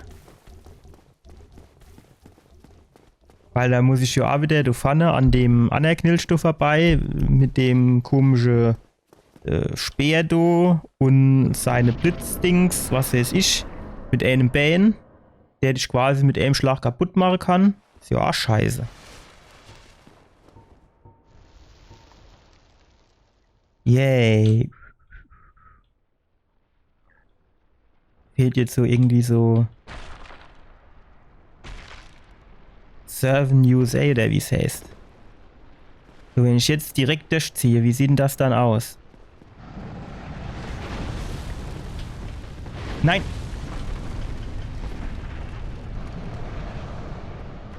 Nein! Ach, du bist doch ein Arschloch, ey. Du, der mich wie so Besen kehrt, der mich so wie so Dreck kehrt, der mich durchs Loch runter. Ja, aber das können wir ja quasi machen, dass wir dann da am Anfang direkt durchblosen. Dann tun ich doch noch mal den Speer in die Hand nehmen. Oder vielleicht da unsere Kristallhelle Bade, die macht ja dann doch noch mal ein bisschen mehr Schade. Und dann machen wir hinten das Ding kaputt. Ist halt die Frage, was dann ist, ne? Er ist halt kaputt hier und dann machen wir dann, wenn es kaputt ist. Dann wäre vielleicht der Pfeil und Bogen doch gar nicht so verkehrt, ne? Weil da kann ich versuchen, ein bisschen auf Abstand zu gehen und Pfeil und Bogen drauf zu schießen. Ajo, ajo, ajo. Ist schon klar, ist schon klar. Aber wie viel Schade wird sowas machen, ne? Das wird ja wahrscheinlich auch nicht der Rede wert sein, den Schade, den wir da machen. Schätze ich mal. Naja, wenn er uns nicht erwischt, dann kann es reichen. Der darf uns halt nicht erwischen jetzt, ne? Der darf uns halt jetzt nicht erwischen. Ah, das wird schon eng. Das wird schon eng. So, nehmen wir mal ein Zwischenschlappertränkchen. Gut, was aber jetzt hier ganz nett ist, so wie es aussieht, ist hier diese Blase da hinten, die ist hier kaputt geblieben. Das ist hier schon mal ganz nett. Und quasi die zweite, keine Ahnung, ist das die zweite Phase von dem Gegner? Nennen wir es jetzt einfach mal zweite Phase. Die ist hier auch geblieben. Das heißt, wenn ich links die Blase kaputt mache, dann wäre quasi die dritte Phase und dann ist er vielleicht ja auch verwundbar. Und wenn das hier dann beim nächsten Mal quasi 8 bleiben wird, dann kennt man beim nächsten Mal direkt drauf schwade. Unter Umständen auch mit Pfeile. Aber jo, die wäre halt nicht viel Schade machen, ne? Da wäre wahrscheinlich 400 Pfeile drin bloße und dann ist die Energie leicht halb leer. Weil er auch Scheißdreck.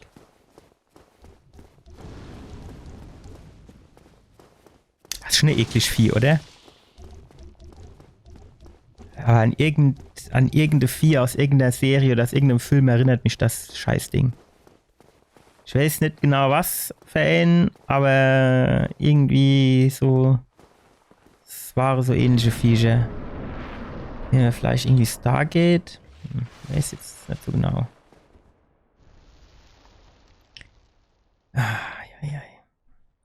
Also ich steht mir nur die ganze Viehs auf Scherre.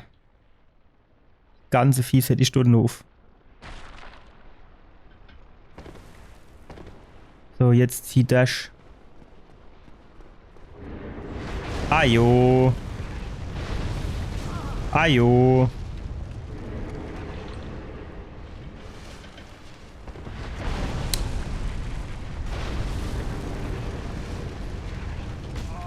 Ach.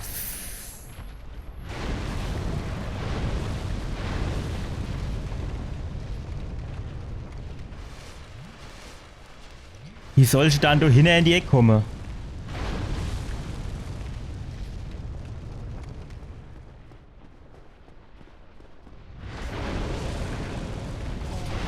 Und wieder schubst der mich da runter, das gibt's doch nicht. Ach, hätte ruf.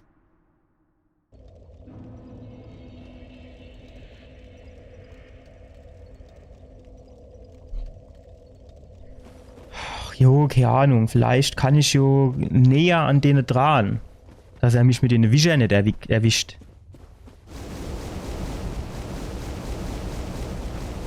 Ja, das ist halt einfach nervig. Ich habe jetzt gerade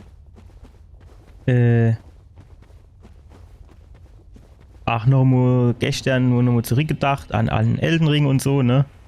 Da muss ich halt schon sagen, an der Stelle war halt Elden Ring dann schon einfach, da habe ich dann halt gemerkt, dass sie dann doch die eine oder andere Erfahrung, die sie gemacht haben, mit Infließen gelassen. Also zum Beispiel, und vor allem hat er mich noch nicht einmal getroffen, ne? Das ist die größte Frechheit. Und zwar, dass wenn du beim Bossgegner ein bisschen durch abnibbeln, dass du dann quasi wieder direkt vor dem Bossgegner starten tust. Oder sagen wir mal zumindest so, dass du innerhalb von wenigen... Jo, der war gar nicht da. Dass du innerhalb von wenigen Sekunden wieder bei dem bist, ne? Und kannst direkt den nächsten Versuch, direkt den nächsten Versuch, direkt den nächsten Versuch. Und das merkst du halt einfach sowohl in Dark Souls 3 als auch in Dark Souls 1 hier ist das halt bei weitem nicht so und das macht das Spiel halt schon sehr nervig. Also Dark Souls 3 hat, finde ich, sogar noch Gang. Da war dann die Leuchtfeuer schon meistens so, dass irgendwie vor dem Bossgegner irgendwo dann Leuchtfeuer gehabt hast. Du musste zwar sicher auch ein bisschen Lava bis hin. Aber das hast du dann schon relativ gut und schnell hinkriegt. Aber hier Dark Souls 1, das ist hier wirklich nervig. Ich meine, jetzt guck mal, da laufst du ja allein wieder 2 Minuten, bis du beim Bossgegner bist.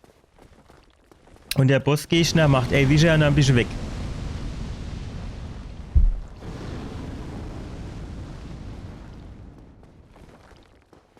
Ah, ist halt schon blöd. Können nicht mehr auch sagen, was er wolle. Ich weiß nicht, das ist irgendwie...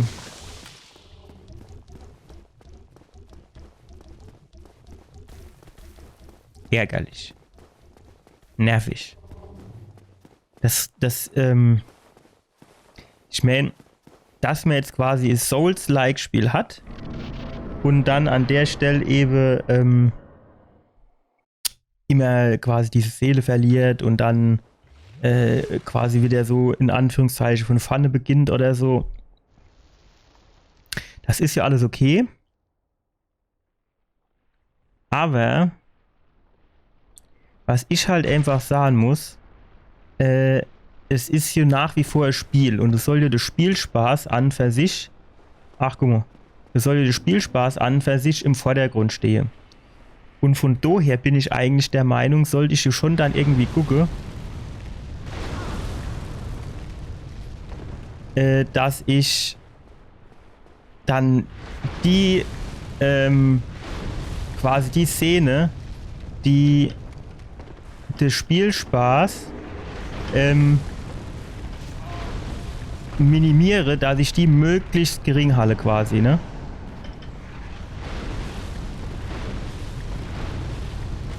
Ja, jetzt bin ich auf der falschen Seite vom Baumstumpf. Das ist halt wieder die Scheiße jetzt. So kann er mich zwar vielleicht nicht runterwischen. Ajo, was ist denn jetzt?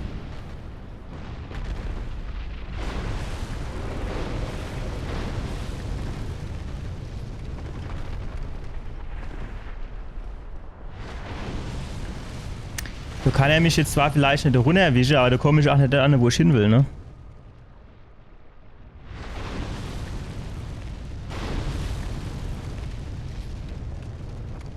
Der Muster. 1, 2. Und dann ist erstmal Ruhe.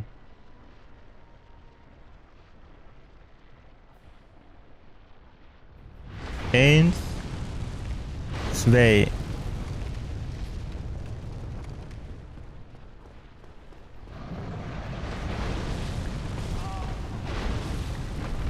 Ja, ich wollte so rinrollen, aber ich hab's nicht so hingekriegt, ne? Das ist doch nicht normal, ey. Jetzt kann ich dem Dinger noch nicht mal durch Rolle ausweichen, so wie es aussieht, ne?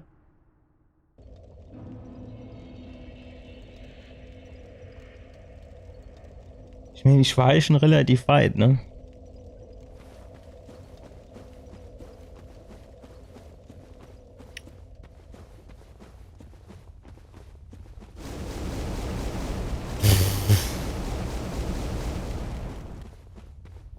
Hinten dran durch, da kommst du halt nicht hinten dran durch, ne? Das ist halt blöd, weil auf der Rechtsseite, na gut, das sind jetzt wahrscheinlich auch überall Lücke. Oder das Zeichen runtergefallen, wo du dann quasi ins Loch falle geht. Der in der Mitte, der wird Sinn wahrscheinlich. Können wir da zwischen den Bait durchschlafen? Sieht so aus.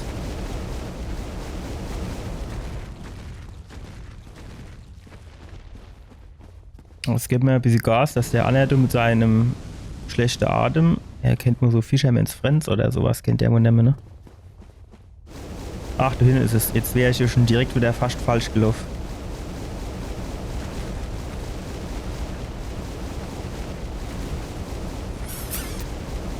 So, auf geht's, Lemonomozan zu jetzt. Du willst doch eigentlich die Lava an deine Viehs minimieren und nicht maximieren, oder? Das wird eng. Wenn er sich jetzt clever dran stellt, hat er mich doch gleich runter gesnackt. Ich weiß gar nicht, ob ich die helle Bade überhaupt schon ähnliches in Benutzung hat. Ich glaube nicht, ne? Ich muss halt hin in die Ecke kommen, ne? Ich weiß aber nicht wie.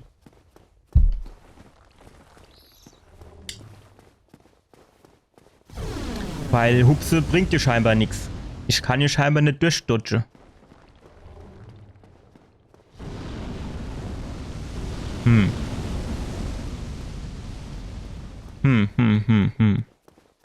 Ärgerlich.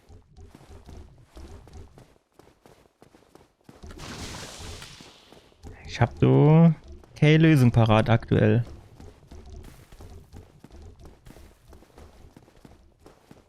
Oder es ist vielleicht Timing-Frage, ne? Dass ich quasi erst dann springen darf, wenn der Kollege quasi schon so im Millimeter vor mir ist. Aber meistens habe ich die Erfahrung gemacht, ist das dann zu spät.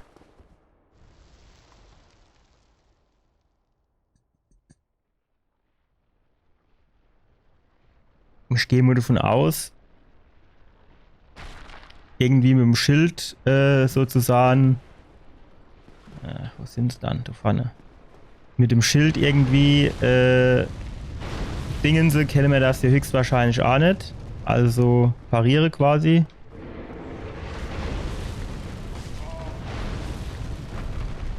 Ja, wenn er uns zu dem Baum schnickt, geht's hier noch, ne?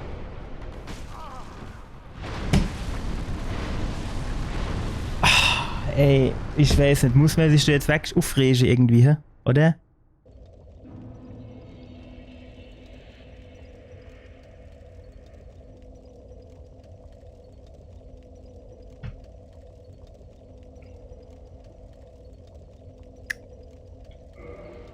Die andere Sache ist, dass man es halt wirklich nur mit dem Bow probieren würde, aber der ist... So weit reicht der Bow gar nicht.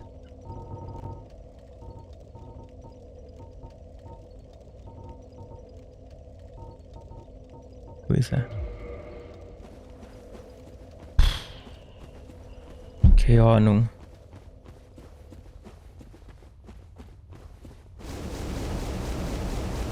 Ich meine, jetzt kann ich das natürlich noch 20 Mal versuchen. Aber wenn du dann halt nicht vorankommst, das ist dann natürlich auch sehr, erstens demotivierend und zweitens für den Zuschauer natürlich auch nur bedingt schön.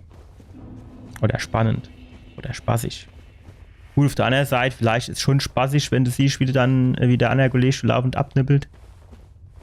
Was für einer war das dann, wo wir jetzt so durch die Bagel gelaufen sind? War das der Done?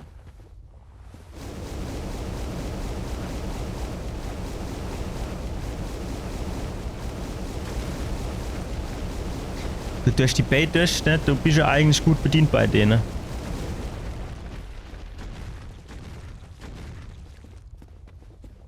So. So weit kann ich mit dem Bogen aber hier eigentlich auch überhaupt gar nicht schießen, ne? Also ich sah sie nur.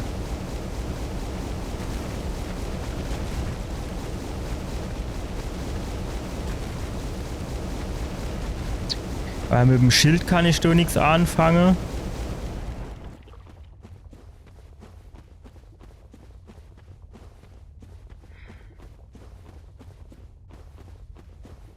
Irgendwie mit der Roll Dodge geht auch nicht.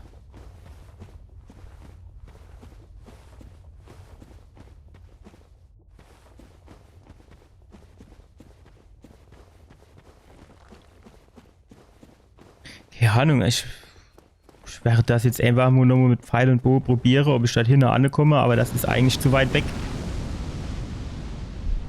Ich kann ja dir gucken, ob ich mich irgendwie so ein bisschen in die Nähe von dem Ding begeben kann, so an der Wand entlang, ne? Wo sie mich dann nicht so treffe. Zumindest bisher nicht. Manchmal überlegen die sich das ja auch noch mittendrin nochmal anders. Dass ich dann denke, ach du bisher nicht, aber jetzt ist es soweit. Aber, welche da der Leuchtfeuer hin? Wäre jetzt die geringste Problem gewesen. Gerade Mitte in diesen Turmerin quasi. Ne, in die Kammer von dem Turm. Wäre die Optimalstelle gewesen, wäre so Leuchtfeuer. Dann kennst du einwandfrei. 10 Sekunden wäre ich wieder da. Gut, das da natürlich auch nervig, dass jedes Mal den Rutsch da machen muss. Aber...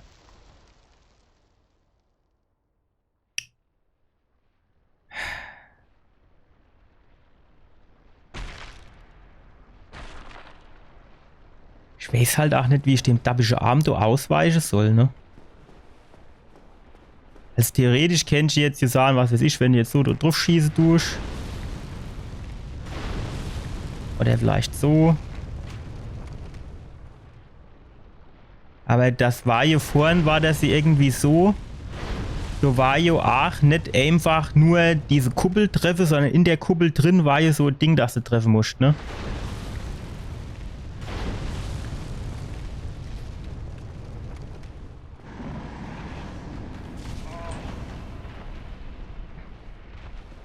Wenn ich du genau ganz nah an dem... Nee, es geht einfach nicht. Du kommst doch einfach nicht durch. Das ist doch nicht normal.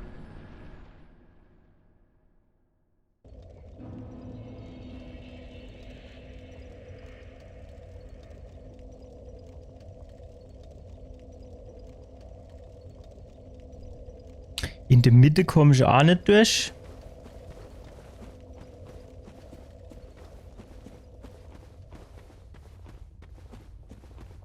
Ich meine, so Gegner hatte man ja schon A2-Mo, wo du quasi zuerst hinten dran irgendwas kaputt machen musst, damit du die verletzen kannst. Ne? Zum Beispiel, ich glaube, in der Kristallhöhle war ja so Geschichte, ne?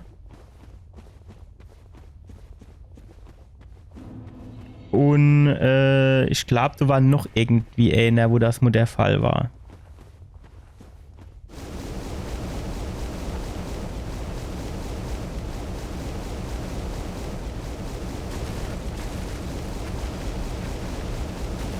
Jetzt an der Stelle. Ich weiß halt weg. Ich habe schon eben gedacht, ne, wenn ich jetzt ganz nah an dem einen Baumstamm da vorbeigehe, dass er dann vielleicht mich nicht trifft, ne, weil er muss jetzt zuerst mal über den Baumstamm drüber, aber das ist ja in dem Spiel nicht so, jo. Ich weiß die. Welche, das ist halt auch sowas, wenn du dann von 10 Versuchen, ne, tut er dich Aim treffen. Warum auch immer, ne? Der ist ja an der gleichen Stelle wie davor. Ich schlafe ziemlich an der gleichen Stelle drüber, ne? Zack.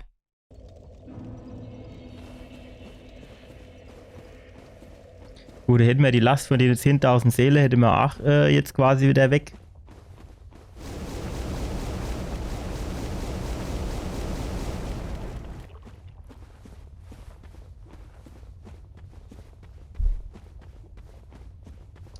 Geradeaus war ja auch nichts, ne? Da war dieser komische, keine Ahnung, wie ich das Ding nennen soll. So eine Art Pipeline.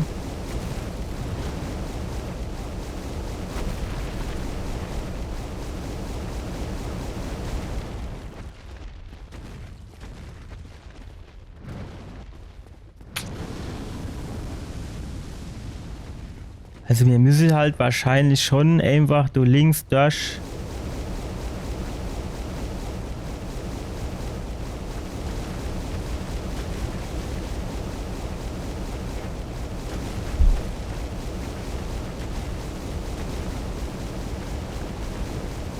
Aber wir kommen an der Wurzel halt nicht vorbei.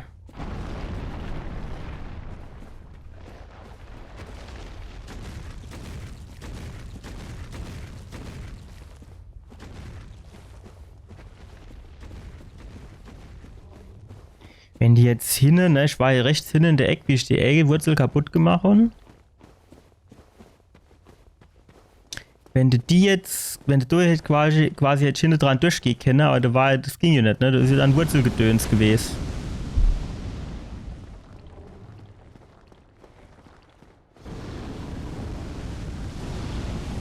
So, die Alternative wäre jetzt halt so ein bisschen, dass man nur mal versuche, außen an der Wand entlang, aber das kann ich ja auch knicken, weil das ist ja dann der Boden weggebrochen, das heißt, das ist eine Lücke, du kommst jetzt so schnell nicht drüber.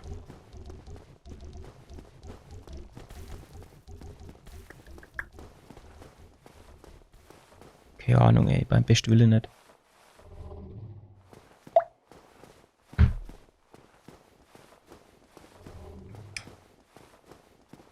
Beim besten Willen habe ich doch keine Ahnung.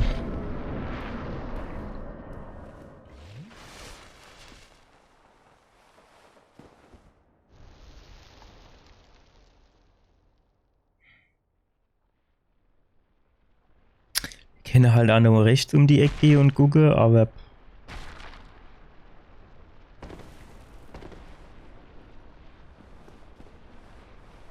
also ich sage jetzt mal, du gerade außen der Mitte durch, das ist, glaube ich, eher nicht von Erfolg gekrönt.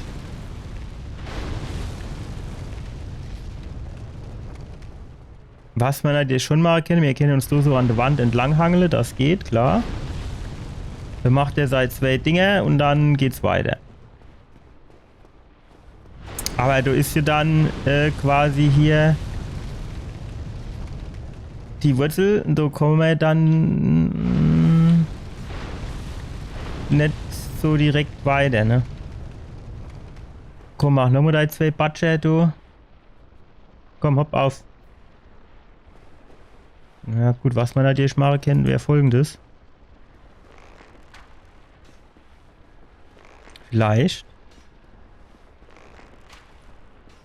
Hast du jetzt bald alle Wurzeln weg dahin?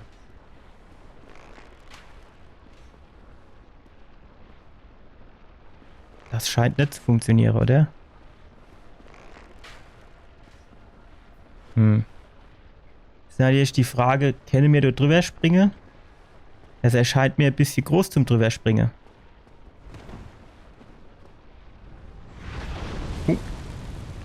Oh.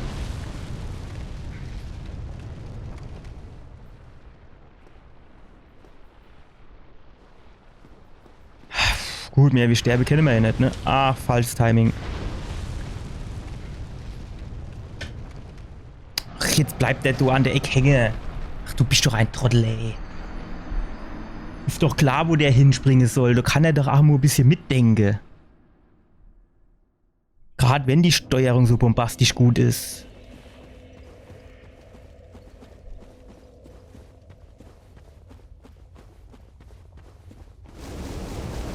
Du müsst so Planungsmodus geben.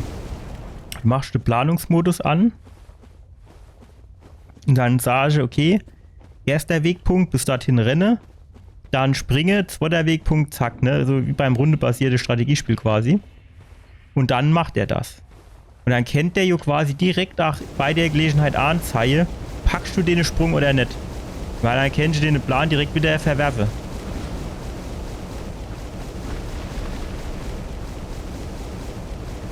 Ich meine, wenn ich jetzt so renne. So.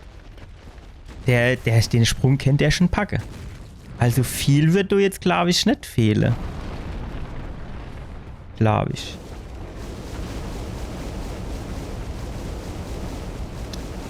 Der Fall nicht an der Wurzel hängen bleiben, ne?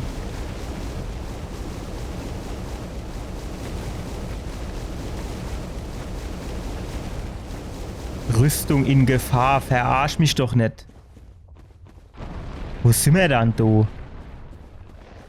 Rüstung in Gefahr. Weil ich jetzt 3 Mal durch Lava gelaufen bin.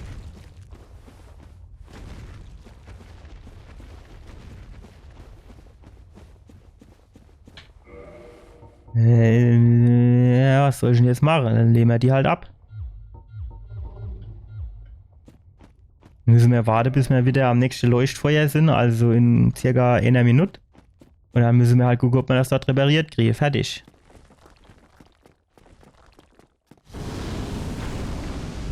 Hä, sieht schon heiß aus, du mit seinem String, den er so in der Arschkäf drin hat, ne?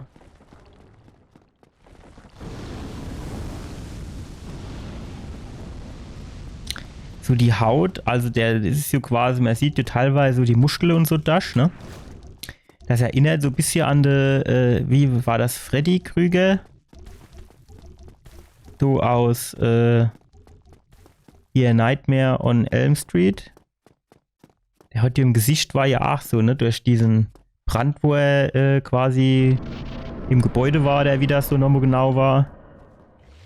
Dann so das Gesicht so, teilweise die Knochen so durch, ne?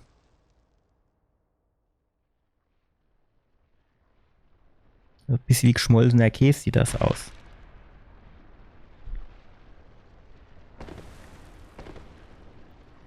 So, jetzt sind wir auch gleich viel agiler, ne? Da können wir auch gleich viel weiter hupsen. Komm, mach batsch, batsch und dann geht's weiter. Komm, zack. 1, 2. Zack. So, komm. 1, 2. Sehr schön. Und noch einmal. Komm. 1, 2. Das, du war 3. Jetzt ist er schwierig. So. Nochmal. 1, 2. Ja, ja. Ah, der ist wieder so halb am Eck hängen geblieben. Aber ich glaube, es reicht irgendwann. Es ist zu weit.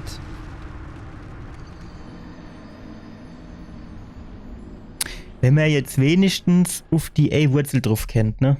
Das wird dir schon reichen.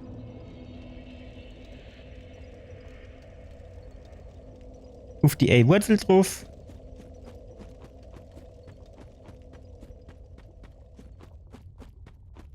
Oh, ich gucke jetzt mal, wie lange ich brauche, bis ich da drüber bin.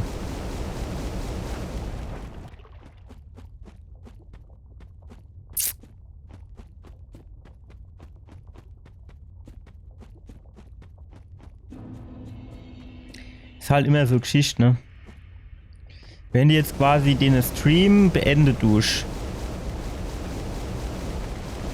Ups, jetzt noch erst gesehen, neues Moveset. 20 Mal durchgelaufen auf einmal neues Moveset. Wenn du jetzt den Stream quasi beendet tust, dann hast du quasi erstens mal jetzt den Stream beendet mit einem Negativerlebnis. Und zweitens muss der nächste Stream direkt wieder mit einer nervigen Stelle beginnen.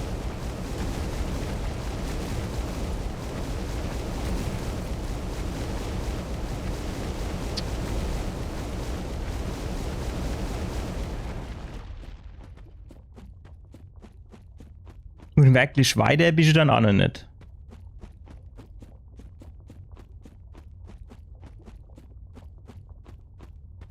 Dann schon ärgerlich.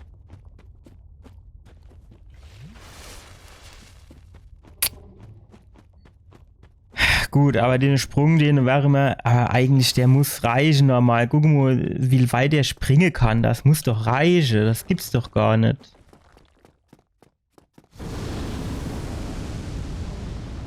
Ich finde, das Springen in Dark Souls 1 klappt irgendwie auch besser als in Dark Souls 3. Weil in Dark Souls 3, da hatte ich irgendwie immer so ein bisschen das Problem, dass ich das mit dem Springen nie hinkriege. Aber hier geht das eigentlich relativ gut, finde ich. Ja, ich weiß nicht. Es ist schon, die Lücke ist schon größer, als es zunächst mal aussieht. Das stimmt schon, ne? Die Frage ist halt, kriegen wir das quasi mit Pfeil und Bogen, haben wir es ja auch schon probiert. Das hat die irgendwie nicht so geklappt, ne?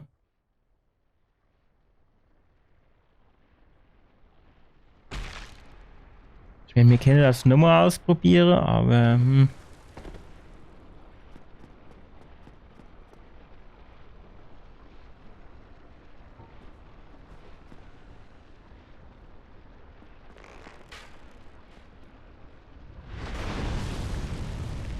Hey, jawohl. Haut drauf. Ich weiß hier nicht, ne? Aber wenn ich das, ne? Das zieht hier nichts ab irgendwie, ne? Ne, nochmal vielleicht. Schon eben nicht getroffen. So passiert gar nichts. Komm, mach. Schon die ganze Tagzeit. Schwarz drauf jetzt. Auf jeden Fall, so mehr wie 2 Minuten hat das auf jeden Fall gedauert. Bis ich da hinten in der Ecke bin, wo mit Sicherheit 3. 1, 2, 3. Ich könnte natürlich auf die Wurzel drauf, aber das bringt mir halt auch nichts. Es ist halt, es geht halt so V-förmig nach außen weg, ne? Deswegen, du fährst auf der Ecke, die dich packe, aber dann Mitte drin, das halt eher nicht.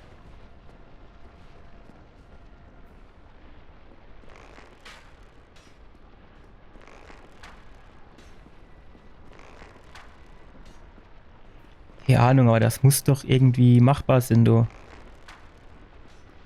Wäre das jetzt rot? Ist jetzt dunkleres Rot, war er nicht. Ja, vielleicht geht das auch, wenn man die richtige Stelle trifft, aber wo ist jetzt die richtige Stelle, ne?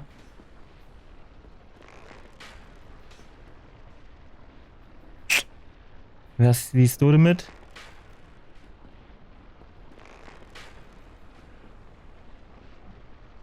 Nichts zu machen. Nichts zu machen.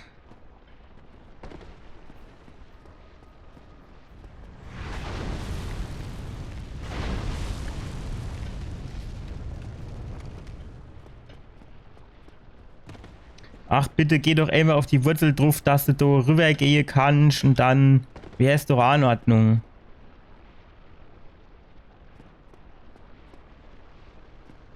Du ohne, ne, da ist halt nichts zu holen. Und du hast auch noch Mitte drinne Loch, ne, wo du dann, ach, da muss ich ja quasi, also ich zeige das, glaube ich, mit dem Bogen müsste man das irgendwie zeigen können jetzt. Ich muss jetzt dann quasi da vorlaufen, ne. So, dann erwischt er mich da meistens das erste Mal, da wäre ich da an den Baum geschlagen. Dann gehe ich wieder da hin, so, und dann erwischt er mich da irgendwo das zweite Mal und dann tue ich da zwischen den zwei Dingen runterfallen. Aber selbst wenn ich da durchkäme, dann muss ich ja auch noch hier das schmale Sträßchen entlang. Spätestens da wird der andere Kollege mit seinem Messer kommen und drauf batschen. Und dann wäre ich erst hier in der Ecke. Das ist halt scheiße, ne?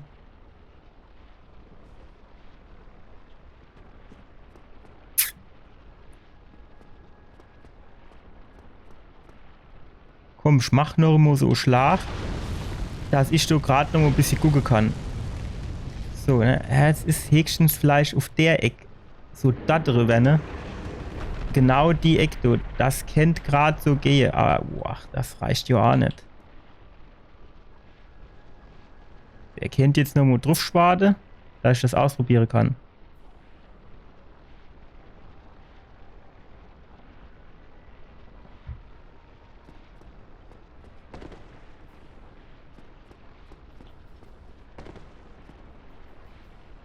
Alter, was ist denn jetzt? Hopp, mach. Hopp. Wenn ich es jetzt ausprobiere, dann tut er wieder genau in dem Moment zuschlagen. Ja, nee.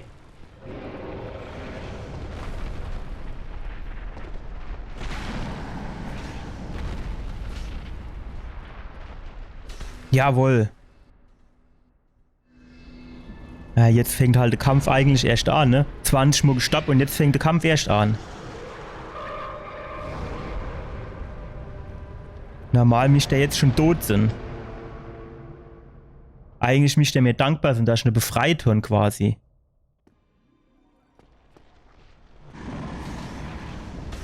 Ja, und noch immer kann ich da am BK Schade machen, ne? Au. Ah jo. Ah ja, was noch?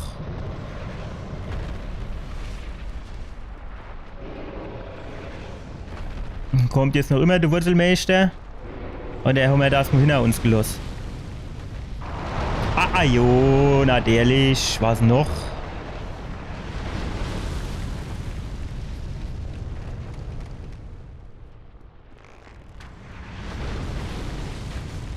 Zieht das irgendwas ab? Wenigstens ein kleines bisschen, nichts. Ne, gar nichts. Was ist da oben? Musst du vielleicht ins Auge rinschießen?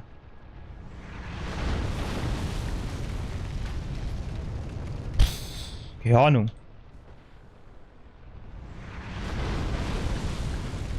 Ah, das so war nix, ne?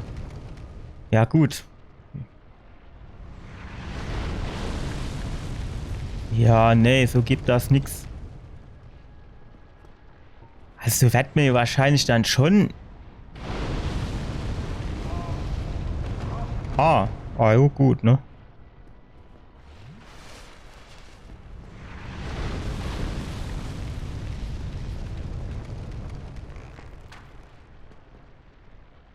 Ach, du ist aber wirklich nichts zu holen.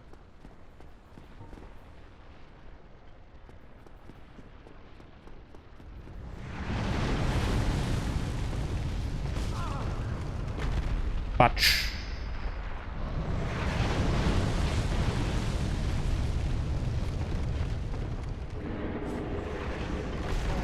Ich wollte gerade hinter in die Ecke springen. Nee, hier spall auf. Was?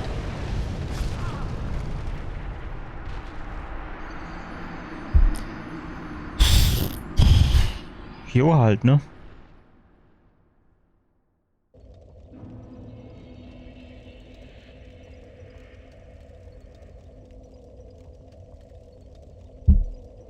Ich habe jetzt noch nicht eine Idee, wie ich dem Schade zufügen kann.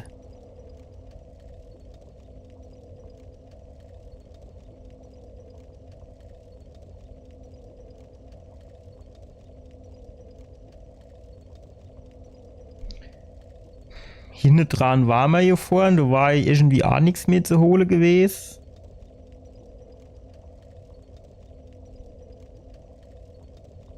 Ah. Mir wollte jo die Ausrüstung reparieren. Ausrüstung reparieren. Ach so. Wir haben ja keine Seele. Dann halt nicht. Ja gut, ich weiß ja auch nicht. Dann würde ich sagen, hier mal für heute nochmal auf. Ich habe jetzt nämlich aktuell nicht so die Idee, was ich gerne machen könnte. Dass wir vielleicht beim nächsten Mal noch mal so wie soll ich denn sagen, mit frischen Ideen an die Geschichte rangehen, ne? Aus einer anderen Perspektive, anderer Blickwinkel, ne? Das ist eh immer ein guter Rat, wenn man was am Machen ist und dann fertig ist, oder man meint, man ist fertig, erst mal beiseite legen, Nacht drüber schlafen 2, dann nochmal drauf gucken. Genauso ist das auch mit Problemen, ja. Ach, mal beiseite legen, mal Nacht drüber schlafen, dann guckt man sich die Sachen noch mal an und dann kommt mit der Zeit die Lösung oder zumindest mal eine Idee für die Lösung. So würde ich sagen, machen wir das so Aremo. Wir schlafen noch mal 2, 3 Nächte drüber und am Samstag gucken wir mal, was wir da noch vielleicht machen können. So, Izalit durch, aber noch nicht so 100%ig durch, weil uns der Bossgeisha noch fehlt, das Chaoswesen von Izalit oder wie man es auch immer ausspricht. Schwierige Geburt, ich weiß nicht so genau, was wir da machen, aber ich schlafe mal ein paar Nächte drüber und dann gucken wir mal, ob uns noch irgendwas infällt. Danke, dass ihr dabei gewesen sind. Ich hoffe, ihr hattet ein bisschen Spaß und wir sehen uns beim nächsten Mal wieder. Bis dann. Ciao.